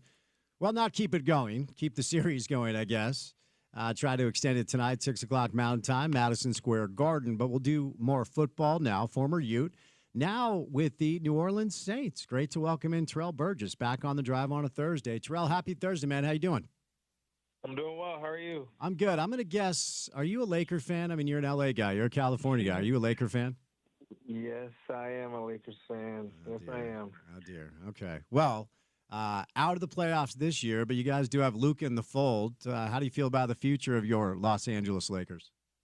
I think we're just I think the theme for the last, 5 years or so, we've just needed a center. When AD was there, he didn't really want to play center, but they kept continuously making him play center, and it kind of puts a damper on our season. And now I feel like we need a center, and we need somebody to shoot opposite Luka because, Austin does really well with shooting, but he can't do it all himself. And obviously LeBron's getting old, and we get tired of beating the Jazz all the time. You know what I mean? I'm just joking. Oh, no. Shots fired here in Salt Lake City. Terrell, I like it. Do you have a rooting interest in any of the teams that are left at all? You watching the NBA playoffs? I'm definitely watching. I think it'd be cool to see the Thunder win, but I think as far as just the Eastern Conference Finals, I would love to see the Knicks come back and take it to Game 7, but I don't know if that's very likely. I think Tyrese Halliburton is the most confident player in the league, and I don't see them making it past 6 games. Fair enough. All right, you've got a new home, Terrell. You've got a new home. Tell us about the process that landed you with the Saints, and tell us about your thoughts with this new team you're going to be playing for this year. Yeah, I think preparation met opportunity, and being able to, I think it's always about like who you know and who knows you and things like that. And I think with the new addition of the new staff here, the defensive coordinator is Brandon Staley, and he was my defensive coordinator my rookie year, which is a connection which probably helped me land a workout here in New Orleans, and did well enough in the workout to be able to get signed here and be able to have an opportunity to make the team and play for the Saints this season. So I'm excited for a new opportunity. It's always a blessing to be able to keep playing the sport we all love and in football. So I'm just excited to be here and just excited for this new opportunity. Most important thing, how you feeling? How's your health? You ready to roll? Yes, ready to roll. Feel good. It's nice. It's nice being healthy and nice being able to actually feel like you can go out there and play the best of your abilities. How much time have you spent in your new city, and what are your thoughts? Spent a number of different opportunities in New Orleans. It's a great spot if you like food. There are plenty of great food options. What do you make of this new home of yours?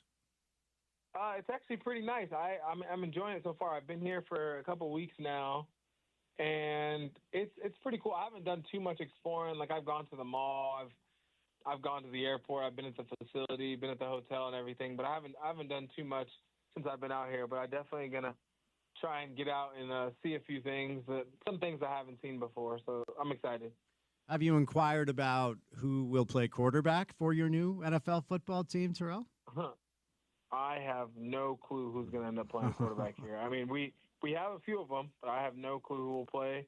I'm sure they'll all do pretty well during camp, so whoever they decide will do pretty well. I'm sure of that. So you've been in the league for a minute now, and you have a Super Bowl ring. I wanted to ask you, when I saw you on the rundown today, what have you learned over the process of your 5+ years playing professional football, and what is different about what you expected when you entered the league?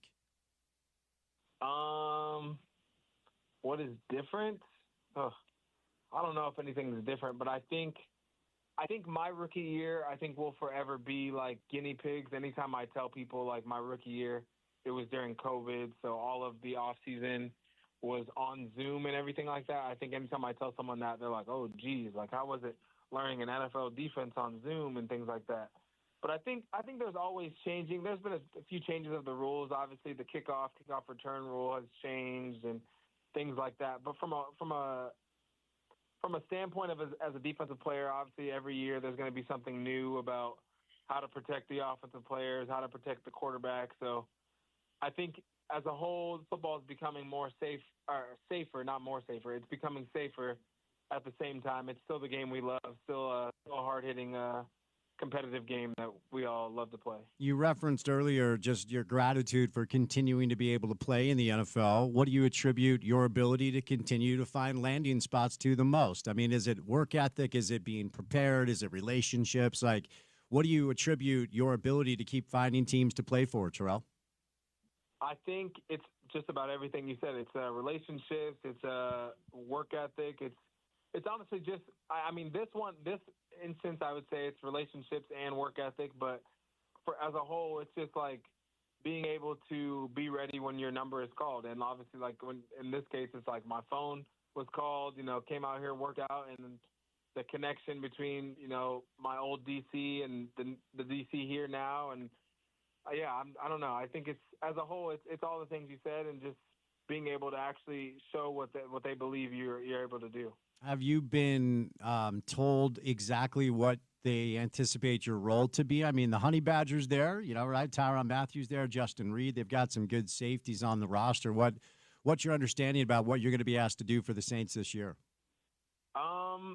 As of right now, my understanding is just to do what I can to make the team as a whole. I think whether that's on defense, whether that's on special teams, I'm sure that if the opportunity presents itself, I'll definitely get a chance to show my abilities on defense at some point. But I think as of right now, just trying to make the team in any way, shape, or form, whether that is third, fourth, fifth guy at safety, or playing special teams, being a four-core special teams guy would be just as good. You've got, let's see, when you look at who the Saints have, of course, you've got a couple of former BYU teammates. When you look at Taysom Hill, does that ever resonate at all like it does with a lot of people, like when you join a new team, knowing that you've got teammates that played for your rival in college, or is it just like he's just another teammate of yours? I think at this point, it'll always be just another teammate, in a sense that like they're my teammates now, and that's all that matters. But I think that it's definitely a conversation starter for anybody to, like, any guys that I played against or played with in college. I think it's always going to be a conversation starter to be like, oh, remember this game in 2017 when we played you guys, or things like that. So it'll always be a good conversation starter. But at this point now, we're all on the same team and all a common goal to make the same thing happen. What sort of reaction do you get in NFL locker rooms when they find out you went to the University of Utah? Because once upon a time, there were only a few Utes in the league, and now you guys are really all over the place. And winning Pac-12 championships helps, and going to Rose Bowls help, and having a coach like Coach Witt that everybody knows and respect helps. But what sort of a reaction do you get in NFL locker rooms when they find out you went to the U? I think it's different when it comes to players versus coaches. I think as a whole, I mean, as I've been in the league for longer, I think people start to have respected Utah a little bit more. But I remember when I first got into the NFL, people were not respecting Utah the way that they do now. So as a player standpoint, people were like, oh, what's in Utah? Things like that. But from a coach's standpoint, I think anytime I've told a coach that I went to the University of Utah, they've always had a lot of respect for what we've done there and what they'll continue to do there at the University of Utah. So that's always a great thing to come out. But, yeah, as far as players around the league and in the locker room, a lot of guys when I first got into the league didn't have much respect for the University of Utah as a football team, but as the years have gone on, it has definitely grown. I would imagine the respect from the coaches is a direct line to the respect they have for Coach Witt. Is that fair to say? Oh, definitely fair to say. I think he's definitely a well-respected coach around the United States. Is there like a Utah MO? Like if a coach knows that he's drafting a Ute that played for Kyle, does he know what he's getting? Yes. I would say it's competitive, physical, and just like – competitive and physical are definitely a good way to put it from top to bottom, offense and defense. And then obviously from a defensive standpoint, I think it's a big thing that we play man there. So being able to play man off and on on man technique, and just as a whole, just being a tough, smart guy is what most coaches around the league know that they're getting from Utah players. We had this spring game last month, the Forever 22 game, and you weren't here, were you? You weren't in town, right? Spring game 2022. No, I don't think I was there. No, I'm sorry. The spring game last month, just the Forever 22 game. You were not here for that game, right? No. Okay. No, I was not there. No, I was going to say, I saw a bunch of your teammates, and we had Zach on the show not too long ago. And maybe I bring this up with you every time you're on the show, Terrell, but I just always look back at that 2019 team and just the roster, the pure talent on that roster. So many dudes who played and continue to play pro football, and how many talented players were on that team. It didn't end the way you guys were hoping to end. But do you guys ever look back on that team, the 2019 team? Because truly, Terrell, on paper, you can make an argument that it's the best roster we've ever had here. And I truly mean that. Now, 04 undefeated, 08 undefeated. There are Pac-12 championship teams that are going to be on the list as well. Do you've moved on to the pros, you've made money, you have a Super Bowl ring, but do you ever look back on 2019 with Utah and wonder what could have been if things kind of fell your way? I think I will forever look back at that and just wonder what could have been. However, we'll never know, so you can't always think about what if. It's about what happened. And, yes, I'd say for me, being on that team, I would definitely be able to say that, I believe we're probably one of the best teams that Utah's ever had. However, what we have to show for it is what could have been. So I think you could say that for a lot of teams in the league. You could say that a lot of teams in college. But if you don't win things, that's what people remember you by. Nobody remembers second place. Nobody remembers what could have been. You keep in touch with your teammates? Who are you most connected with as far as the guys you played with here at the U? Honestly, I keep connected with a lot of guys. Obviously, I'm on a team now with Nephi Sewell, so I obviously talk to him a lot now because I see him every day. I talk to Zach, talk to Julian, Philafia. I talk to TJ Green, talk to Lecky. I talk to Jalen Johnson. There's a lot of guys all across the league. I still talk to Marcus Williams.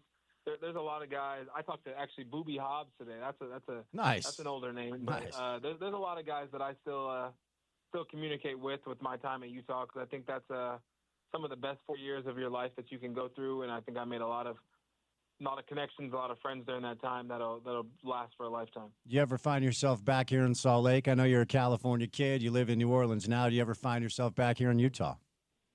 Oh yes, I definitely. I do my best to try and get back at least once a year. I was there last summer for actually one of my old teammates' weddings, so I probably will see if I can get out there for one of the weekends this summer to get through the facility, see the guys, and just let them know that I'm excited to see what they'll do this year. Do you find yourself staying connected to or paying attention to the way college football has changed and continues to change, and the fact that Utah is now in the Big 12 and the Pac-12 does not even exist? I mean, do things like that, do they resonate with you? Are they on your radar at all? Or are you just kind of hyper-focused on what you're doing and hope that college football survives? Yeah, I think I am one of those guys that will always have a little bit of, some focus on college football, just because I have a lot of respect for Utah and how they helped me get to where I'm at now. I mean, obviously I'm focused on my job and my family and things like that, but as a whole, I'm one of those guys that I won't ever let somebody talk trash about Utah in front of me.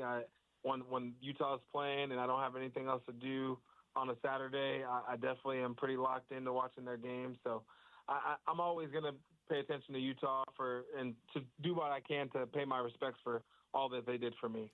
I wonder what your thoughts are on probably a guy that I don't know how well you were able to get to know, Cameron Rising. But Cam has announced that he is medically retiring from the game of football. He's going to be an offensive coordinator for his alma mater in high school. And, the ending, Terrell, was rough because the poor kid just couldn't stay healthy, but he was the quarterback for a team that won 2 Pac-12 championships and quarterbacked a team that went to 2 Rose Bowls. And I know you guys are all alumni together, and there's a family feel up at the University of Utah. I wonder how Ute alums feel about Cam Rising and his entire career here at Utah now that we know that he has to step away from the game.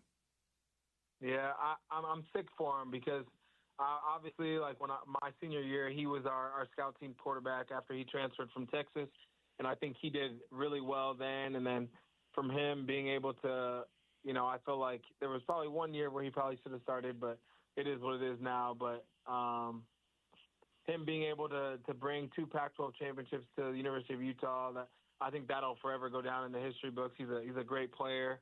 I'm really sad that his career had to end the way it did, but as much as he is a great player, he was a great person as well. I loved, being around him. So I'm sure he'll be able to do a lot of things. He'll be able to do great whatever he decides to do, whether it is coaching after, this year and things like that. So I'm sick for him as far as the football standpoint, but as a whole, I'm sure he'll do great things. I completely forgot that he was the scout team quarterback when you were a senior. I mean, that shows how long Cam was around. And Brant Keithy was on your team too, wasn't he? Yes, Keithy was. Yeah, I think he got there either my junior or senior year. Yeah, that's right. Keithy was a good player too. Yeah, he's a good player. Yeah, for sure. We're hoping for good things for Brant. I mean, injuries suck; they just do, because Brant and you remember this, before Dalton Kincaid kind of burst on the scene here, Brant Keithy was thought to be the better NFL tight end prospect.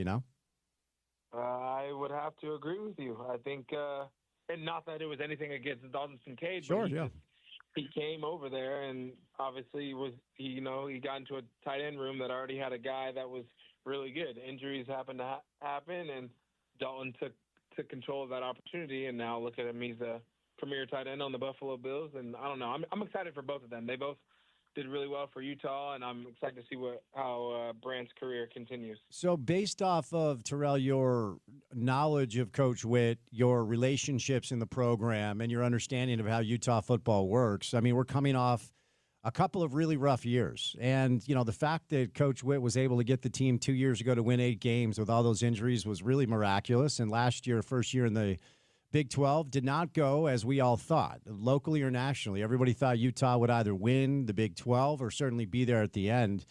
What would you say to the community, the fans here, hoping for a bounce-back season about what you perceive to be the health of the program right now heading into year 2 in the Big 12? I would say one thing we always talk about is like staying the course and respecting the process. And I think as a fan, it's easy.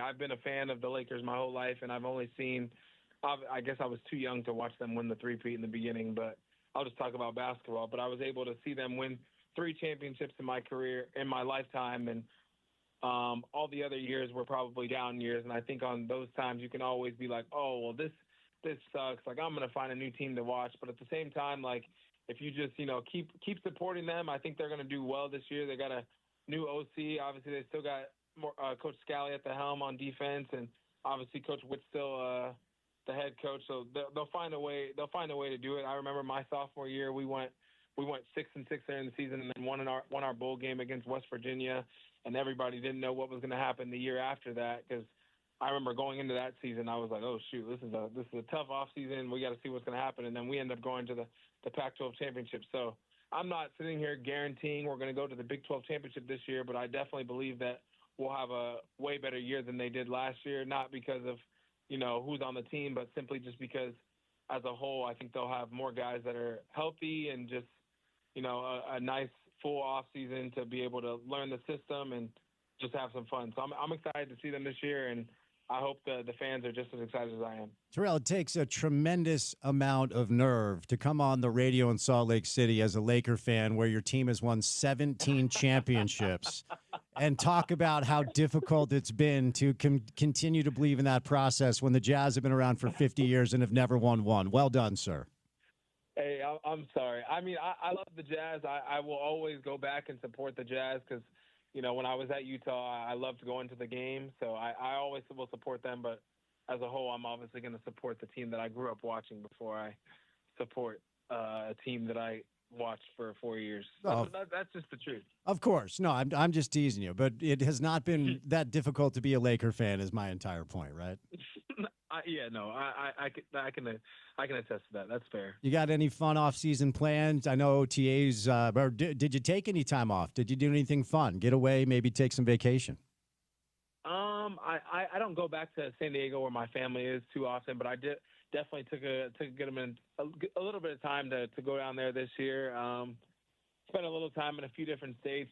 I've been on the East Coast, been on the West Coast. I haven't gone out of the country. I don't know if I will this off season. I'm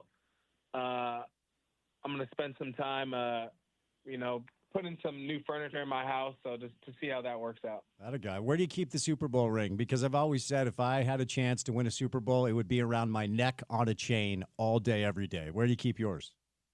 I keep mine in a deposit box in California right now. Okay. As of right now, it may move. I may move it back into my house, but as of right now, in the deposit box, just because it's in this. I don't mean for this to sound, but it's not really something you would wear on the daily. It's a little weight on the hand to be able to do that. Sure. So, yeah. So I wouldn't wear it on the daily, but it's definitely something to be able to go back and look at. And I don't know, it's just a great accomplishment that I'm just blessed to be able to be a part of that team. Look, I mean, that's a life-changing thing, Terrell. I mean, I wonder, before I set you loose, just out of curiosity, when did it set in that, look, you played football your whole life? I don't know what goals you had. I would imagine you wanted to play college, which you did. I imagine you hoped you played in the pros, which you were able to, and you're still doing. Did your dreams ever get as big to believe that, hey, maybe I can be a Super Bowl winner? And if so, when did it set in, when you realized that for the rest of your life, no matter what you do, when football's done, you can always say, yes, I am a Super Bowl champion? How does that land with you?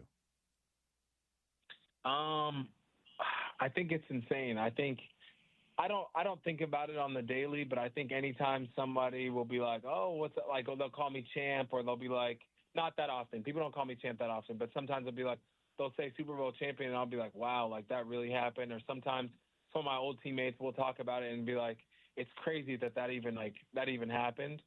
And it's something I'll cherish for the rest of my life. It'll always be something that was really big, and I don't know. It's really surreal still to this moment, and I'm just blessed to be able to be a part of it.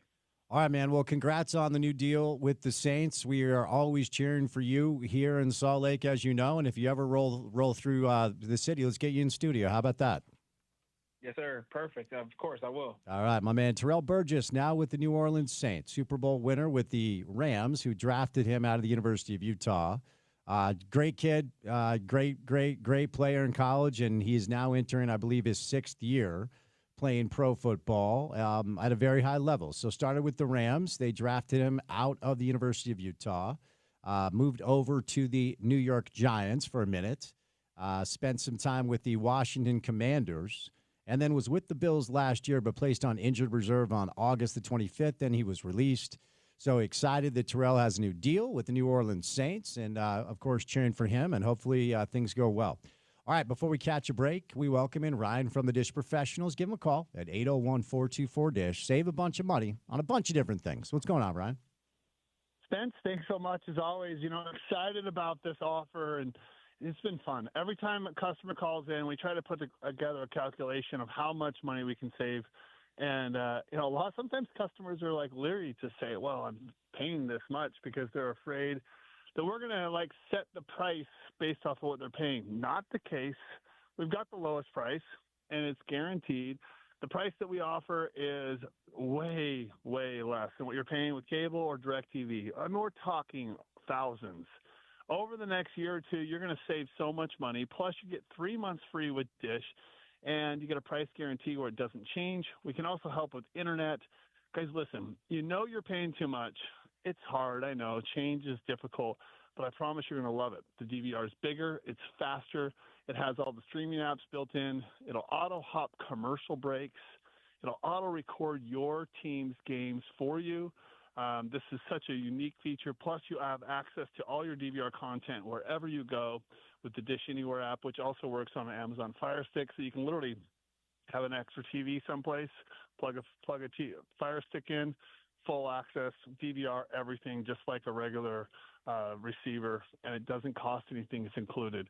Call us up, upgrade, get the best system out there with the best price. Plus, we'll get you dinner at JCW's on top of everything, and have you installed as early as next day 424-DISH. It's simple. 801-424-3474. Okay, there he is, Ryan from the Dish Pros. Listen up, all you parents that have rising football stars. It's time for the All Poly Sports Camp, the Rising Stars Camp, June the 17th through the 18th at Lone Peak Park. And then the address is 10140 South, 700 East in Sandy, Lone Peak Park, June 17th and 18th. Full padded, full contact camp. You must provide your own equipment, meaning helmet, shoulder pads, knee pads, chin strap, mouth guard, jersey, and cleats. The camp fee does not include lodging, meals, football equipment, or transportation. Due to NCAA rules, reduced fee or scholarships are not available. All Poly Sports is non-refundable. Register for the Rising Stars Camp if you are currently in grades 6 through the 8th. You can find more information at allpolysports.com. We'll catch a break. We're going to do a little sports court coming up on the other side. Then we'll launch into the 5 o'clock hour of the program on this beautiful Thursday. Keep it here on ESPN 700.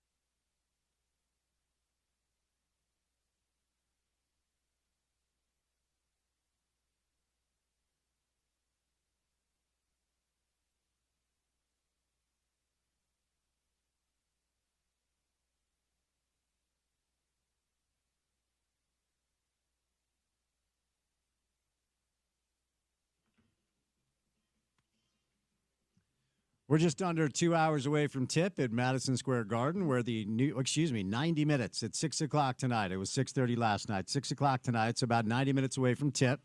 New York Knicks trying to extend the series tonight. We have playoff hockey on this station. If you're looking for the basketball, head on over to the Fan. But it's time now for Sports Court, as we do every Thursday with our good friends Garrett and Preston Handy from the law firm of Handy and Handy. Gentlemen, happy Thursday. How we doing? Hey, Spence. How's it going? Hi, Spence. All good here. Appreciate your time as always. So we'll start with a story out of Major League Baseball. Darren Ruff, former first baseman, is suing the Cincinnati Reds, claiming the team is negligent under Ohio law for a collision with a tarp. Time is yours. What's going on here? Yeah, Spence, this is an interesting case. A lot of issues we can talk about kind of in our world of expertise, but our guy Darren Ruff was a first baseman for the I guess he was playing for the Brewers at the time in a game at playing Cincinnati, and a foul ball goes up, and Darren is running and chasing the foul ball down, and he runs into what's called a tarp roller. It's a big piece of metal equipment, and he runs into it, and he shreds his knee. His attorney in their lawsuit claims he has permanent and substantial deformities to his knee. So what's going on here is this tarp roller, not only was it there on the field, it was also covered by some advertising, the things that are hanging out. I think it was Gorilla Glue that was hanging over it.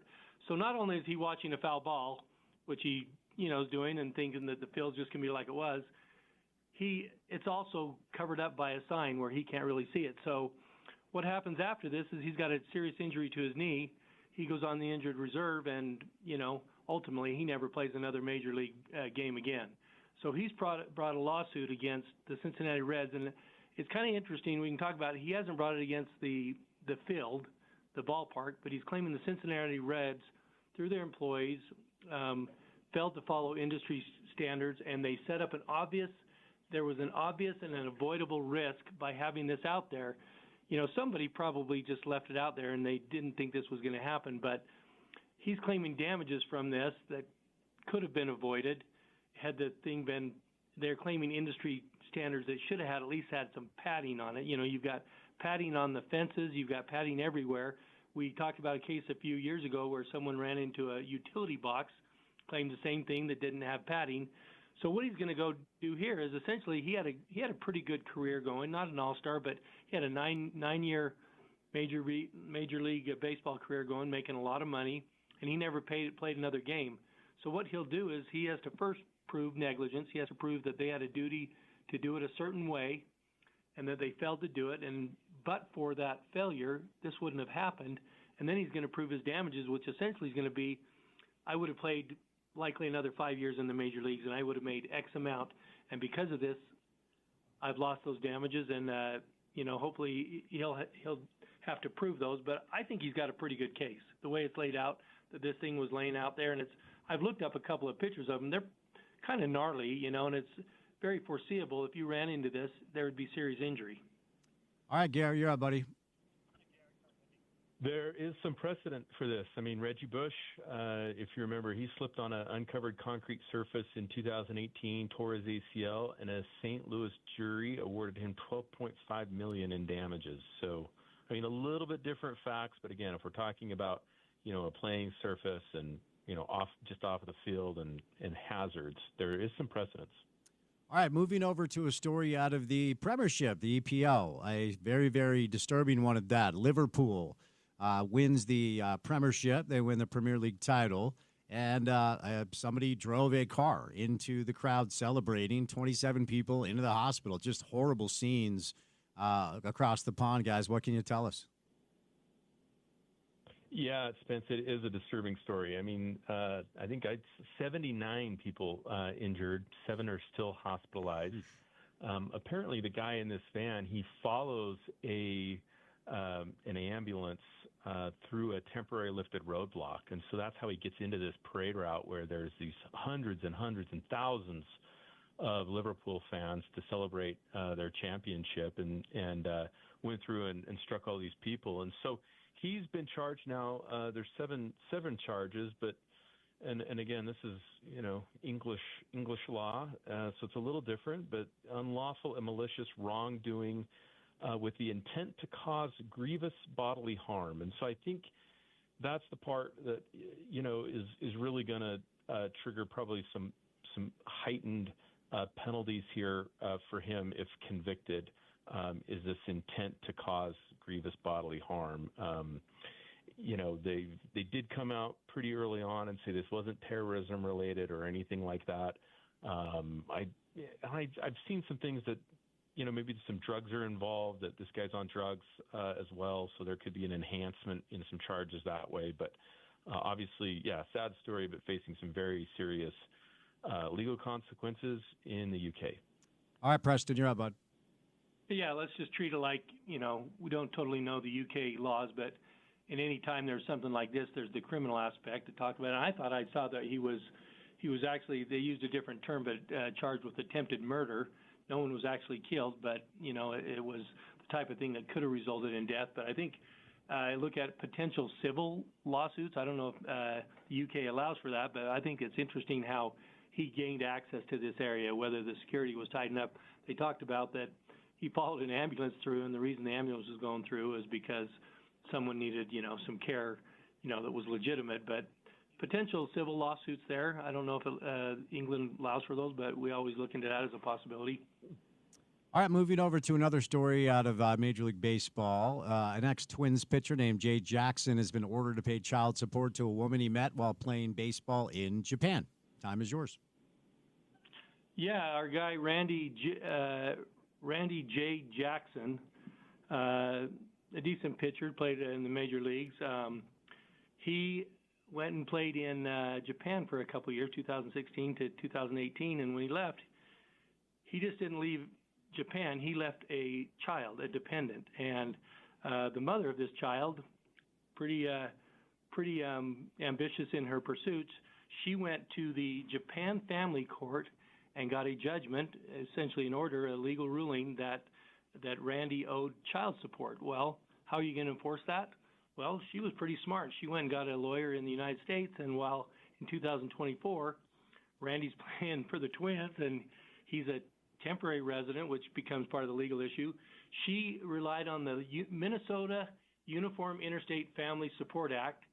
She went to court, showed her judgment from the order from the Japan court, laid it out there. The court in Minnesota said, yeah, that looks good. We think we're going to enforce that based on this, the Minnesota Uniform Interstate Family Support Act. And I think the policy decision behind that is there's all kinds of child support that happens in different jurisdictions and even internationally. And, courts are, willing to kind of lean on the side of trying to enforce child support if there's been a prior ruling and a prior judgment. Well, Randy, he wants to dispute this, and a couple of his disputes are, hey, wait a minute, I'm only a temporary resident of Minnesota. I didn't have a home. I just was renting an apartment, and I didn't plan to be there the whole time. So what he's essentially saying is you don't have jurisdiction. I mean, that's kind of his legal argument, not that, oh, this child support is wrong. The amount, I think, was over $100,000. That's wrong. He was just trying to get around it on a procedural basis, saying, hey, Minnesota court, you don't have jurisdiction to enforce this. He also claimed that, hey, Japan child support laws and the things that they go through, they differ, so we can't really apply those. But he lost on the trial court, and it went up on appeal to a three-panel judge, and they all looked at it and said, oh, no, this looks legit, Randy. We're going to enforce this. So as it sits right now, he's lost twice, and either he bucks up and starts paying this child support, or he could potentially appeal it, but I suspect his chances on appeal after two rulings is going to be pretty weak. All right, Gary, you're up. Just, Randy's got to pay up. I think Preston covered it pretty well. Okay, fair enough. Moving over to an update of a story that we've talked about quite a bit. It's the Cubs lawsuit against a neighbor that sells rooftop seats to watch Cubs games. Wrigley View Rooftop. Okay, so we've talked about this, but there's an update. What's the latest? Yeah, I mean, we have talked about this. You've got these, different buildings right there in the outfield and around the ballpark. And if you're up on the top floor, you can watch the game. And so for years, this has been going on for a long, long time. They've been selling seats, and you could watch Cubs game or listen to a concert or whatever. And of course, obviously, the Cubs organization does not like this. There has been prior litigation. In fact, there was a case that was resolved back in 2004, I think, between them. And part of the agreement back then, when this was settled a little more than 20 years ago, there was an arbitration clause in the settlement agreement, basically that if there was another dispute, that it would go to arbitration. So, well, fast forward, the arbitration clause is set to expire in 2023. And so now we have a new lawsuit. The Cubs have sued this Wrigley View rooftop. They've got a lot of different claims that they're making. I mean, they're claiming misappropriation, unjust enrichment, unfair competition, and that Wrigley, the rooftop outfit, is unlawfully using Cubs trademarks. So a judge has ruled on this and says, that they denied the motion to send the case to arbitration, that basically this clause is not enforceable any longer. So the case is going to go on and going to go on in court. But, I mean, I didn't realize this, but there's 200 seats at Wrigley View Rooftop. I mean, it's pretty significant, right? I mean, so that's, the Cubs put on the performance, and Wrigley View Rooftop gets to just take advantage of it because of their proximity. So, interesting case for sure. What do you got, Preston? Oh, just Garrett covered. I loved how part of their argument was, hey, you could have had a dome stadium, legendary Wrigley. You could have had a dome stadium so we couldn't see this.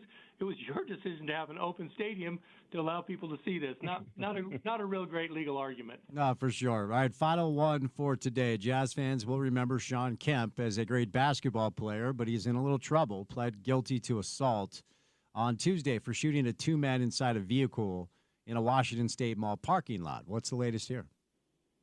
Yeah, you're right, Spence. I mean, I remember him, Sean Kemp, battling the Jazz in the Jazz's glory days, right? For sure, yeah. Supersonics with Peyton and Kemp, and we had Stockton and Malone. Those were, they had a lot of battles in, Western Conference Finals and all kinds of things. So really good teams. But Sean's in trouble now, and he has been – the facts behind it are that Sean, out of his control, some guys broke into his car and stole some things and some sports memorabilia and other things. And one of the things they stole was apparently his phone. So he was able to track these guys. He tracked them to a mall parking lot and confronts them. And as would have it, guys like this, they have guns. And one of them shot a gun, and lucky Sean, well, he was carrying a gun too. And he fired some shots, and no one was hit, no one was hurt, and these guys got away. And Sean, thinking that he'd been done wrong, and he had. These guys had stolen some stuff from him and got away with the stuff. The police showed up based on some reports, and Sean's there to help out. And with the investigation, well, I guess Sean, by firing a firearm out there in the open, he violated some laws too. And so he was charged with these. This was back in 2023, and now we're here to the point of where he's decided that he's going to enter a plea deal, and sentencing time's coming up, and it looks like Sean's going to spend some time in jail or maybe prison where they decide to do it. But potentially, I think it's been recommended 9 months, so he's going to get something a lot less that would potentially could be the maximum sentence could be 10 years, and so he's decided to do that. One other thing, looking at Sean, I swear, watching him back in those days when he was 20s. He looks 53, and now he's 53, so he finally looks his age. Sorry to throw shade at you, Sean. Yeah, he's aged. I guess we all do, right? Father Time undefeated. Garrett, final word is yours. Looks like Garrett has dropped. Okay. I just got a text from me, dropped, but I'll just give the final word. We love coming on here with Spence, talking about these issues. Good week for some interesting issues here. We didn't talk about the NCAA getting sued at all, or the House settlement. That was getting kind of boring, but we'd love to hear from anyone out there. If you have a personal injury case, help you out, give us a call at 801-264-6677 or jump on our website at handylawyutah.com. Preston, thank you, sir. Have a great weekend. As always, go Utes. Go Utes. Thanks, Spence. All right. Preston Handy from the law firm of Handy and Handy. We are about an hour and 10 minutes away from tip-off at Madison Square Garden, where the New York Knicks will attempt to extend the Eastern Conference Finals with Indiana holding a 3-1 lead. The Oklahoma City Thunder were able to advance to the finals last night by blowing the brakes off of the Minnesota Timberwolves. We have some hockey on the station tonight.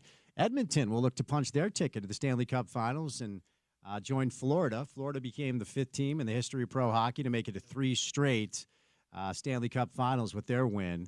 So we have Edmonton, Dallas. We'll see if Dallas can extend that series when we say goodnight at 6. If you're looking for the Knicks-Pacers game, you can check them out over on The Fan.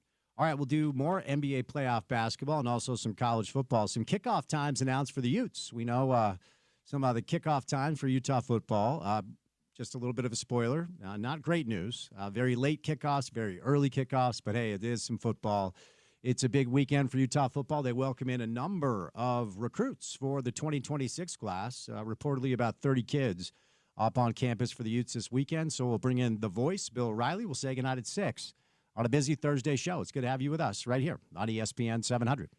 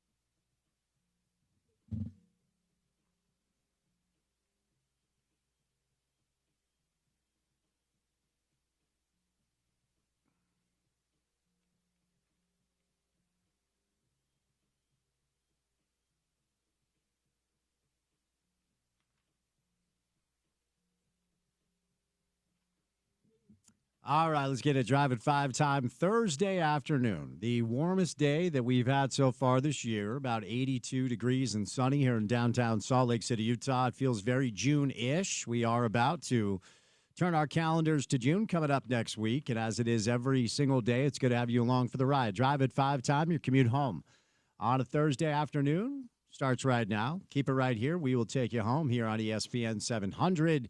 92.1 FM, proud to be part of Utah's ESPN radio network. We are 1 hour away from tip-off at Madison Square Garden, where the New York Knicks trail the Indiana Pacers 3-1. In Knick history, they are 0-15 when they trail 3-1.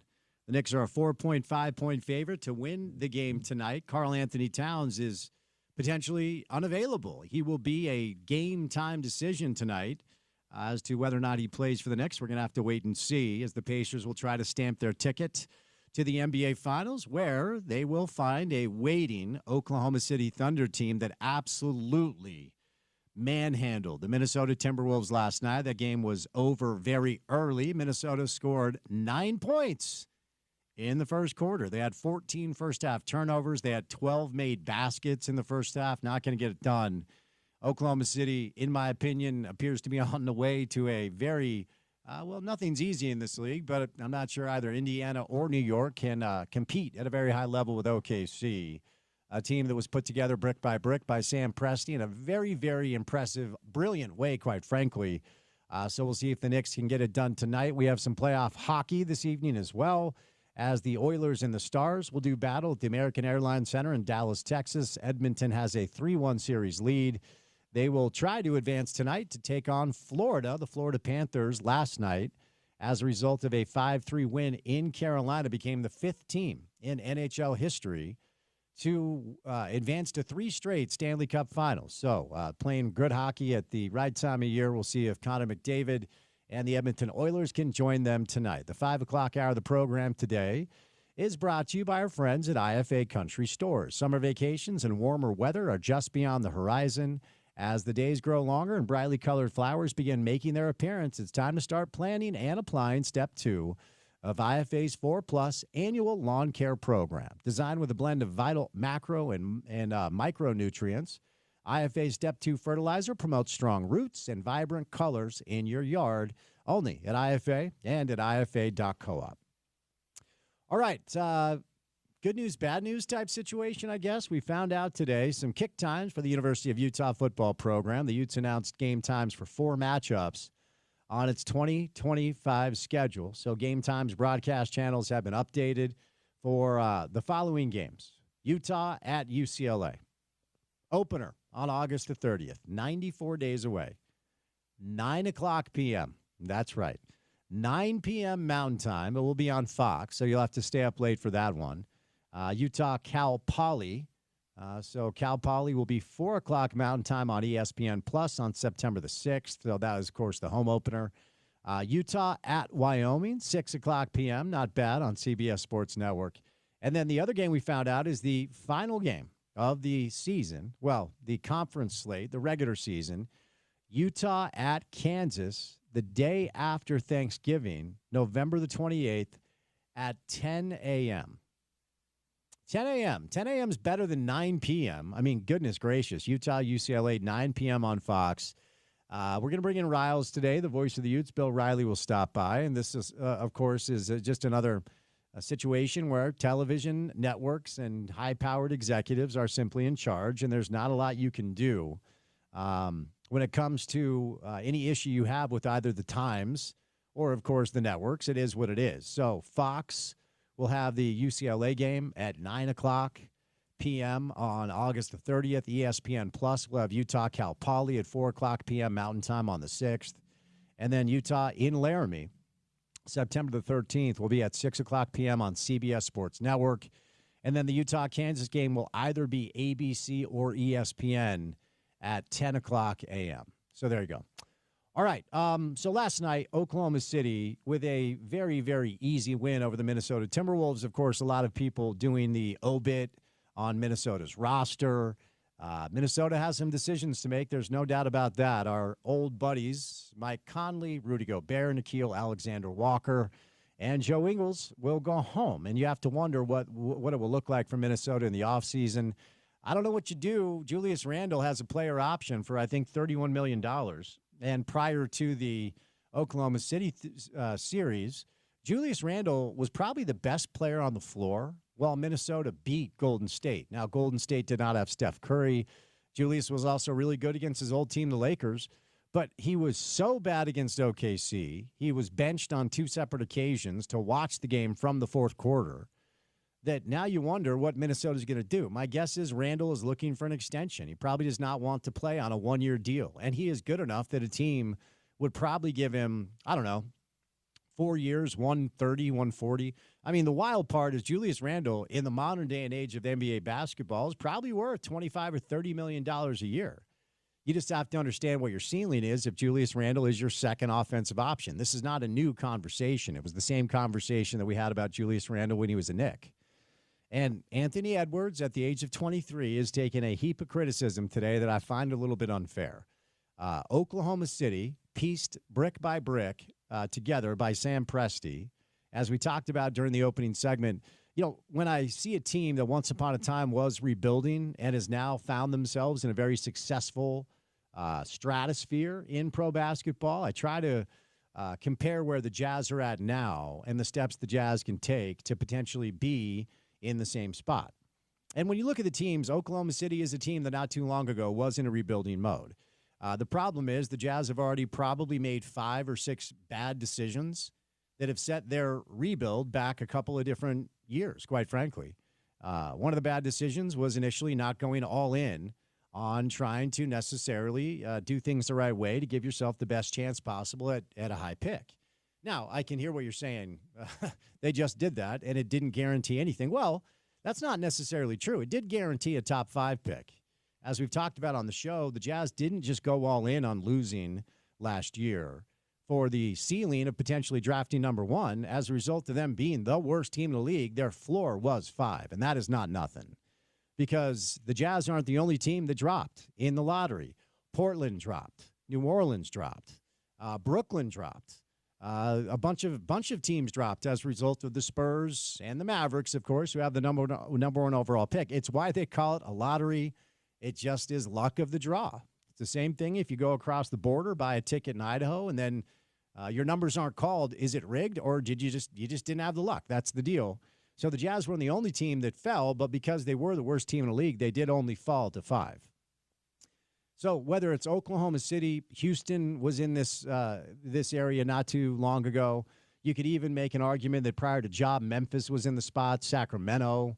And then in the Eastern Conference, the Detroit Pistons are an excellent model to look at, hypothetically. They were the worst team in the NBA a year ago. Orlando's a team to look at. Indiana, in a way, is a model to look at as well. But the difference between all of the teams that I just referenced, and I could keep going, and where the Jazz find themselves is pretty simple. And it is the first step that you have to be able to figure out before you can really understand what hand you've been dealt and what you have to do to surround your players with pieces. And it's the most reductive thing I can say, and it sounds incredibly simplistic, but it's harder than you think.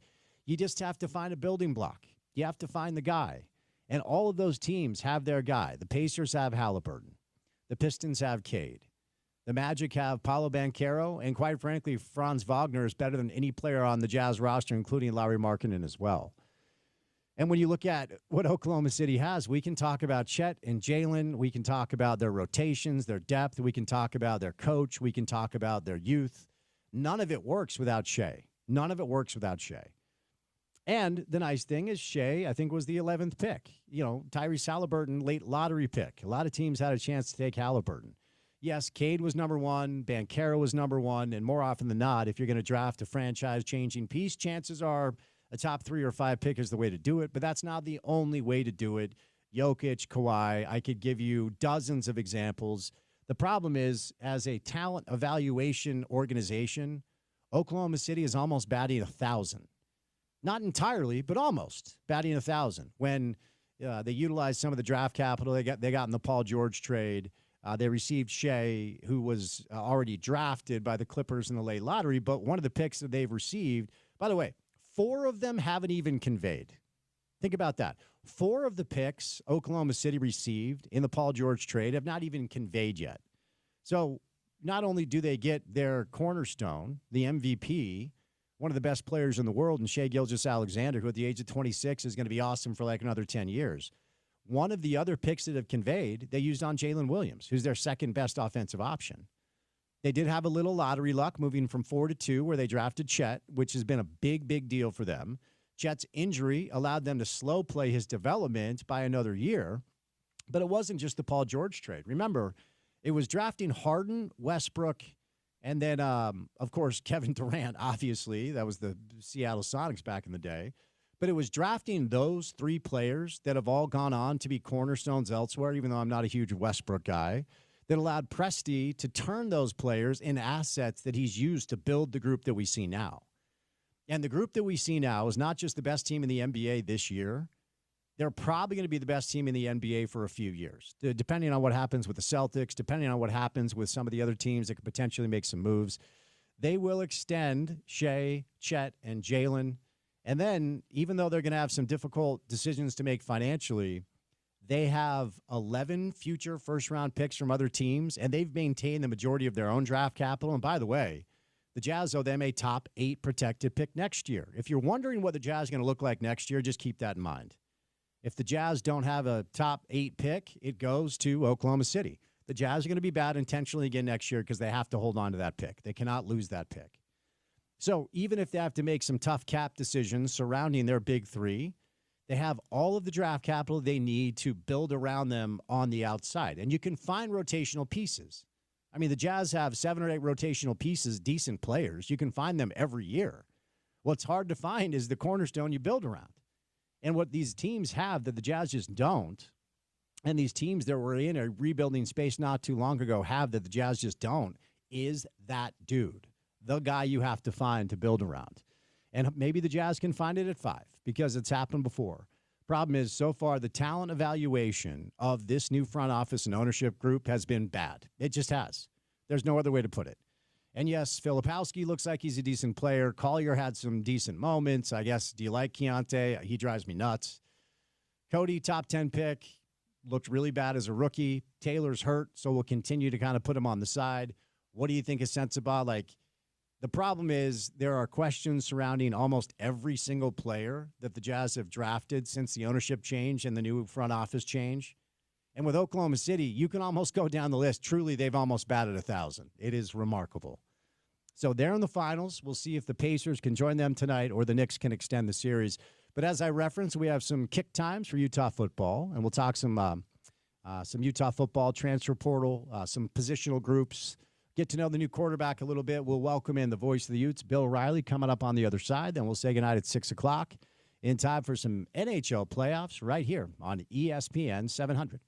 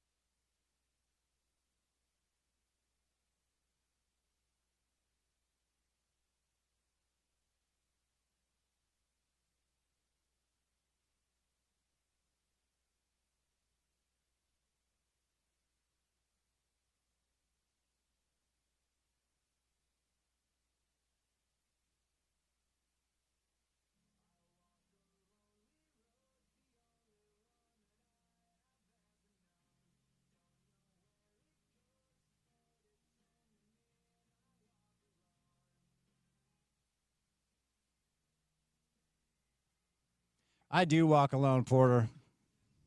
I don't know about you. Usually. No, Sometimes I have some hiking partners. No, I walk alone, man. I'm a loner. I'm a rogue. Lone wolf. That's what I do. I'm a rambling man. One-man wolf pack. Yep, that's how I roll, man. I walk alone. This is an apropos song, and I'm not afraid of it. You want to know why, young man? You write this down.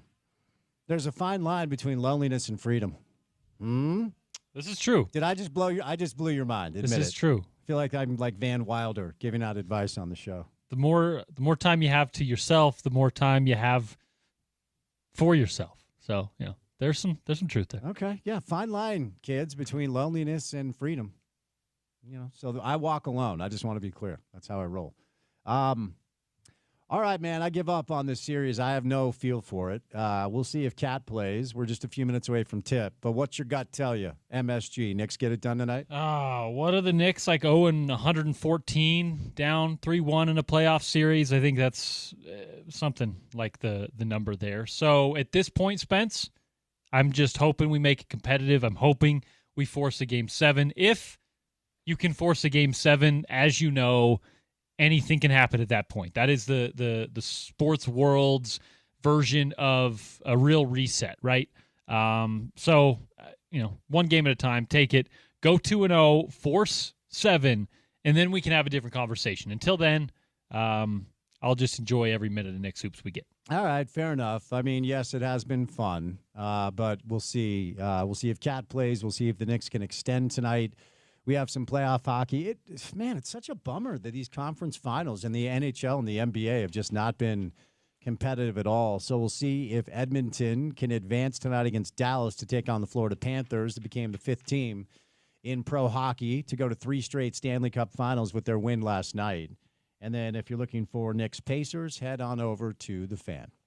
All right, let's get out of here to watch some playoff basketball and hockey. Porter, what comes our way on a weekend edition, a Friday edition of the show? Yeah, we'll set you loose for the weekend. A lot of NBA basketball on the show on a Friday. Tony Jones stops by to get us going. Howard Beck for the NBA Daily Assist. And we're gonna triple up the NBA Daily Assist. This is mostly just because of schedule availability. Howard Beck, Dave McMiniman, and Zach Harper are all going to join us. We're going to squeeze Paul Pugmire in there to talk some PGA as well. All right, that'll be an excellent Friday edition of the program. Join us for that. We will say goodnight. Special thank you today to Andy Larson, Bill Riley, Terrell Burgess, too. Little sports court. We let you hear from Bill Armstrong, the general manager of the Utah Mammoth. If you missed any of the sound today, good news. It's 2025. You didn't miss it altogether, because it's online and available digitally for your consumption. Website is ESPN700sports.com. Download our app and take us on the go.